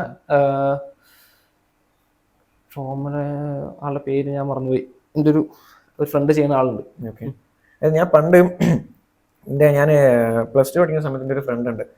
അവന് ഏകദേശം അന്ന് തന്നെ ഞാൻ പ്ലസ് ടു പഠിക്കുമ്പോൾ 17-18 വയസ്സിലെ അവൻക്ക് അന്ന് ഏകദേശം 20 വയസ്സുണ്ട്. അങ്ങനത്തെ ഒരു ഗ്യാപ്പ് വന്നതാണ്. അവൻ്റെ ഒരു ഫ്രണ്ട് ഉണ്ട്. അവരെന്താ ചെയ്യാന്ന് വെച്ചാൽ, ആ ഫ്രണ്ടിന്റെ ടാലന്റ് എന്താ വെച്ചാൽ, ഇപ്പം ആയിഷ് വലിയൊരാളാണ്, ആയിഷിനൊരു മോളുണ്ട്. ഓക്കെ, മോൾക്ക് ഏകദേശം പ്ലസ് ടു പഠിക്കുന്ന ഒരു മോളുണ്ട്. ആ പയ്യന്റെ ടാലന്റ് എന്ന് വെച്ചാൽ, ആ മോള് വേറെ ഒരു ഇഷ്ടത്തിലാണെന്നുണ്ടെങ്കിൽ അത് അത്രയും ഡെപ്തിലുള്ള ഒരു ഇഷ്ടമാണെന്ന് ഓടിക്കും. അത്രയും ഡെപ്തിലുള്ള ഒരു ഇഷ്ടമാണെന്നുണ്ടെങ്കിൽ പോലും ഈ ഒരു പയ്യന്റെ കൂടെ ഒന്ന് സംസാരിച്ചാൽ, അതായത് ആയിഷ പയ്യനത്ത് പോയാണ്, ഇതാണ് കുട്ടിയുടെ ഫോട്ടോ കൊടുക്കും, ഡീറ്റെയിൽസ് കൊടുക്കും, ഈ ആളായിട്ട് ബ്രേക്കപ്പ് ചെയ്യണം, ഇത് പറഞ്ഞു കൊടുത്താൽ ഒരൊറ്റ സെഷൻ ബ്രേക്കപ്പ് ആവും. ഞാൻ അങ്ങനെ കേട്ടിട്ടുണ്ട്. അതായത് അതാണ് അവന്റെ ജോലി. അതെന്താ സംഭവം? അവനും ഇത് ഏജിങ് കറക്റ്റ് അറിയില്ല, നല്ലൊരു 22-25 ആ റേഞ്ച് ഉണ്ടാവും. 25 റേഞ്ച്. എനിക്ക് ഒരു പരിധി വരെ അതൊരു ഊതിപ്പെരിപ്പിച്ച പോലെയാണ് എനിക്ക് ഫീൽ ചെയ്യുന്നത്. അറിയില്ല, എനിക്കതിപ്പോ പേഴ്സണലി നമ്മുടെ ഒരു ഫ്രണ്ട് ഉണ്ട്, പുള്ളിക്കാരെ ഒരു ജോത്സ്യനാണ്. ഇതേപോലെ ആളെ കഥ പറഞ്ഞപ്പോഴും വീട്ടിൽ ചിരിക്കും. അതായത് ഒരു പെൺകുട്ടിക്ക് ഒരു റിലേഷൻഷിപ്പ് വന്നു. അപ്പൊ ഇങ്ങനോട് പറഞ്ഞു ഇതെങ്ങനെയൊന്ന് ഒഴിപ്പിച്ചു തരണം എന്ന്. ഇങ്ങനെ പറഞ്ഞു ജോത്സ്യന്റെ അടുത്ത് ഒഴിപ്പിച്ചേ പറഞ്ഞു. ഇങ്ങനെ കളമൊക്കെ വരച്ചിട്ടൊക്കെ ഇരുന്ന് ഇരുത്തത്തിൽ പെൺകുട്ടിയുടെ ഒറ്റ ചോദ്യം, നിനക്ക് തോന്നുന്നുണ്ട് അതുകൊണ്ട് ഞാൻ ശരിയാവുന്നു. ആളവിടെ തീർന്നു കാരണം ആളാ പേരിനോട് ചോദിക്കരുത്. അപ്പൊ എന്താ വെച്ച് കഴിഞ്ഞാ അതാ പറഞ്ഞ നമ്മള് ചിന്തിക്കാണ്ട് ഒരു സംഭവം നടക്കില്ല. ഇങ്ങനത്തെ വിഷയങ്ങൾക്ക് ബ്രേക്കപ്പ് ആക്കിപ്പിക്കാന്നൊക്കെ പറഞ്ഞു കഴിഞ്ഞാൽ എങ്ങനെ എനിക്ക് ഇപ്പോഴും മനസ്സിലാവുന്നു. അതാ ഞാൻ ചിന്തിച്ചത്. അങ്ങനത്തെ ഒരു പ്രൊഫഷൻ, ആ ടൈപ്പ് ഒരു പ്രൊഫഷൻ നിലവിലുണ്ടെന്ന് എനിക്ക് തോന്നില്ല. ചിലപ്പോൾ കൗൺസിലിംഗ് ചിലർക്ക് എങ്ങനെയാ വെച്ച് കഴിഞ്ഞാൽ ഈ ഒരു നമ്മുടെ എനിക്ക് ഇപ്പൊ ഒരു ചെറിയ ഇത് കിട്ടിയെന്ന് വെച്ച് കഴിഞ്ഞാൽ ഈ ഇൻഫാക്ച്വേഷൻ എന്ന് പറയില്ലേ, അങ്ങനെ ഇൻഫാക്ച്വേഷന് പിന്നാലെ പോകുന്ന ആൾക്കാരുണ്ട്. അത് ഈ ശരിക്കുള്ളൊരു ഇഷ്ടവും ഇൻഫാക്ച്വേഷനും ഏറെക്കുറെ വേഗം മനസ്സിലാവും. ഇൻഫാക്ച്വേഷൻ എന്ന് പറഞ്ഞു കഴിഞ്ഞാൽ ഒരു ലവ് അറ്റ് ഫസ്റ്റ് സൈറ്റ് അങ്ങനെ സംഭവം എന്ന് പറയുമല്ലോ. ചില ലവ് അറ്റ് ഫസ്റ്റ് സൈറ്റ് ഒക്കെ ചിലപ്പോൾ ഒരു ഒറിജിനൽ ട്രൂ ലവ് ആയിട്ട് ആ രീതിക്ക് മാറാൻ ചാൻസ് ഉണ്ട്. ചുമ്മാ കുറച്ച് കാലത്ത് ഒരു ഇൻഫാക്ച്വേഷൻ ആയിട്ടോ കുറച്ച് കാലത്ത് ഒരു പ്ലഷറിന് വേണ്ടിയിട്ടോ നടക്കുന്ന സാധനം ആവാൻ ചാൻസ് ഉണ്ട്. എനിക്ക് തോന്നുന്നത് ഈ കൊണ്ടുപോയ കേസുള്ള ഒരാള് അല്ലെങ്കിൽ കൊണ്ടുപോയ കേസിലെ മെജോറിറ്റി ഓഫ് ആൾക്കാർ ഇതേപോലെ ഇൻഫാക്ച്വേഷന് പിന്നാലെ പോയിട്ട് ആളായിരിക്കും. അവരെ കൗൺസിൽ ചെയ്തിട്ട് ഒരു 1-2 സെഷൻ കൊണ്ട് കൗൺസിൽ ചെയ്തിട്ട് ഇത് ഇങ്ങനെയൊക്കെയാണ് ലൈഫ് എന്ന് പറഞ്ഞു കൊടുക്കുന്ന സമയത്ത് അവരെ അതിൻ്റെ ഒന്ന് പോരുന്നതായിരിക്കും. കാരണം എനിക്ക് തോന്നുന്നില്ല ശരിക്കും ഇഷ്ടമുള്ള ആൾക്കാർ ചെയ്യാൻ പറ്റുന്ന തോന്നിയില്ല. കാരണം ബുദ്ധിപ്പെറുപ്പിച്ചായിരിക്കും. അതെ. അപ്പൊ എന്റെ അമ്മയും അച്ഛനും 7-7.5 വർഷം അന്നത്തെ ഈ ജാതി പ്രശ്നമൊക്കെ കുറെ ഉണ്ടാവുന്ന സമയത്ത് കല്യാണം കഴിഞ്ഞ ആൾക്കാരാണ്. Okay okay. അപ്പോൾ അവരും ഇതേപോലെ തന്നെ ഒരുപാട് ആൾക്കാർ ഇത് ഇങ്ങനത്തെ വിഷയങ്ങളായിട്ട് ജാതിയുടെ പേര് വന്നിട്ട് മതത്തിന്റെ പേര് ഒക്കെ പാടയിട്ട് മറ്റേ തിരിപ്പിക്കാൻ നോക്കിയിട്ടില്ല. അവരെ തിരിപ്പിക്കാൻ ഒന്നും കൊടുത്തില്ല. കാരണം അവർക്ക് അവരെന്തായെന്ന് വളരെ കറക്റ്റ് ആയിട്ട് അറിയാം. അതുകൊണ്ട് ഇപ്പൊ അവര് മറ്റേ ഹാപ്പി ഇരിക്കുന്നു, ഞാൻ പഠിക്കുന്നു. Okay okay. ആയുഷും ഹാപ്പി ആയിട്ടിരിക്കുന്നു. ഞാൻ ഹാപ്പി ആയിട്ടിരിക്കുന്നു. ആയുഷിന് എന്തെങ്കിലും ഒരു മെന്റലിസം അല്ലെ എന്തെങ്കിലും ഒരു സംഭവം ഒന്ന് ഇപ്പൊ എന്നെ വെച്ചിട്ട് ചെയ്യാൻ പറ്റുമോ? ട്രൈ നോക്കാം. മനസ്സിൽ ഒരു സെലിബ്രിറ്റിയുടെ പേര് മനസ്സിൽ വിചാരിക്കാം. ഏത് ആവാം. ഒരു സെലിബ്രിറ്റി ആക്ടേഴ്സ് ഒക്കെ ആവാം. ഒരു സെലിബ്രിറ്റിയുടെ പേര് മനസ്സിലുണ്ടല്ലോ, കൺഫേം ഉണ്ട്. ഓക്കെ. ഇനി ഞാൻ പറയുന്ന കാര്യങ്ങൾക്ക് അശ്വമേധം കണ്ടിട്ടുണ്ടോ? GS പ്രദീപിന്റെ പഴയ ഒരു പ്രോഗ്രാം, പ്രദീപ് സാറിന്റെ അശ്വമേധം, മറ്റേ ചോദ്യങ്ങൾ ചോദിച്ചിട്ട് കുതിരന്റെ അതാണോ? അത് അശ്വമേധം എന്ന് പറഞ്ഞാൽ മീനിങ് അതാണ്. പക്ഷെ അശ്വമേധം എന്ന് വെച്ച് കഴിഞ്ഞാൽ ഒരാളെ പറ്റിയിട്ട് നമുക്ക് അതിന്റെ ചെറിയൊരു ലെവൽ ട്രൈ നോക്കാം. വളരെ ചെറിയ ലെവലിൽ. ഇതിന് 2 കണ്ടീഷൻസ് ഉണ്ട് ഇതിന്. നിങ്ങളൊരാളെ വിചാരിക്കുന്നുണ്ടെങ്കിൽ ഞാൻ ചോദ്യം ചോദിക്കും. അതിൽ 20 ചോദ്യമാണെങ്കിൽ ഇതിന് ഞാൻ മാക്സിമം ഒരു 5 ചോദ്യം ചോദിക്കുള്ളൂ. 5 ചോദ്യം ചോദിക്കുള്ളൂ. 5 ചോദ്യത്തിനും യെസ് ഓർ നോ എന്ന് പറയാം, പക്ഷെ മനസ്സിലേ പറയാൻ പാടും. ലിപ്സ് അനങ്ങാൻ പാടില്ല, എക്സ്പ്രഷൻ മാറാൻ പാടില്ല. ഓക്കെ, പാടില്ല. കാര്യം കറക്റ്റ് ആണല്ലോ. ഞാൻ ചോദിച്ചു പോകും. ഓക്കെ, ഞാൻ ഇങ്ങനെ ക്വസ്റ്റ്യൻസ് തന്നെ ഞാൻ തന്നെ ഇങ്ങനെ കൈകൊണ്ട് കാണിക്കും ചെയ്യാം. ഓക്കെ, മനസ്സിലാളുടെ പേരുണ്ടല്ലോ. ഞാൻ 2 സ്റ്റേറ്റ്മെന്റ് വെക്കാം. 2 സ്റ്റേറ്റ്മെന്റ് എനിക്ക് ഇതൊന്ന് മനസ്സിലായ 2 കാര്യം. He's a male, I mean male ആയിട്ടുള്ള ആളെ പറ്റിയിട്ടാണ് വിചാരിക്കുന്നത്, not a female. And basically ഇപ്പോൾ ഒരു ആക്ടേഴ്സിനെ വിചാരിക്കാൻ പറ്റുമോ എന്ന് ചോദിച്ച സ്ഥിതിക്ക് I think you are thinking of an actor, right? എൻ്റെ മോത്തി നോക്കണേ. ഇനിയാണ് നമ്മൾ ചോദ്യം തുടങ്ങുന്നത്. ആദ്യത്തെ 2 സ്റ്റേറ്റ്മെന്റ് ആയിരുന്നു. ഓക്കെ, ഇപ്പോഴാണ് ചോദ്യം തുടങ്ങുന്നത്. ആദ്യത്തെ 2 സ്റ്റേറ്റ്മെന്റ് കറക്റ്റ് ആണ്. കറക്റ്റ്. ഇനിയാണ് നമ്മൾ ചോദ്യം തുടങ്ങുന്നത്. ഫസ്റ്റ് ക്വസ്റ്റ്യൻ സ്റ്റാർട്ട് ചെയ്യാം. Indian? Yes. Malayali? It's yes. ചിരിക്കരുത്. എനിക്കൊരു ക്ലൂ തരുന്നത്.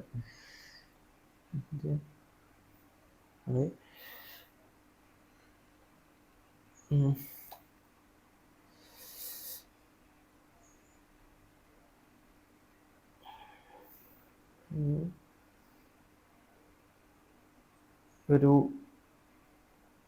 അണ്ടർ 45 years ഏജുള്ള? യെസ്.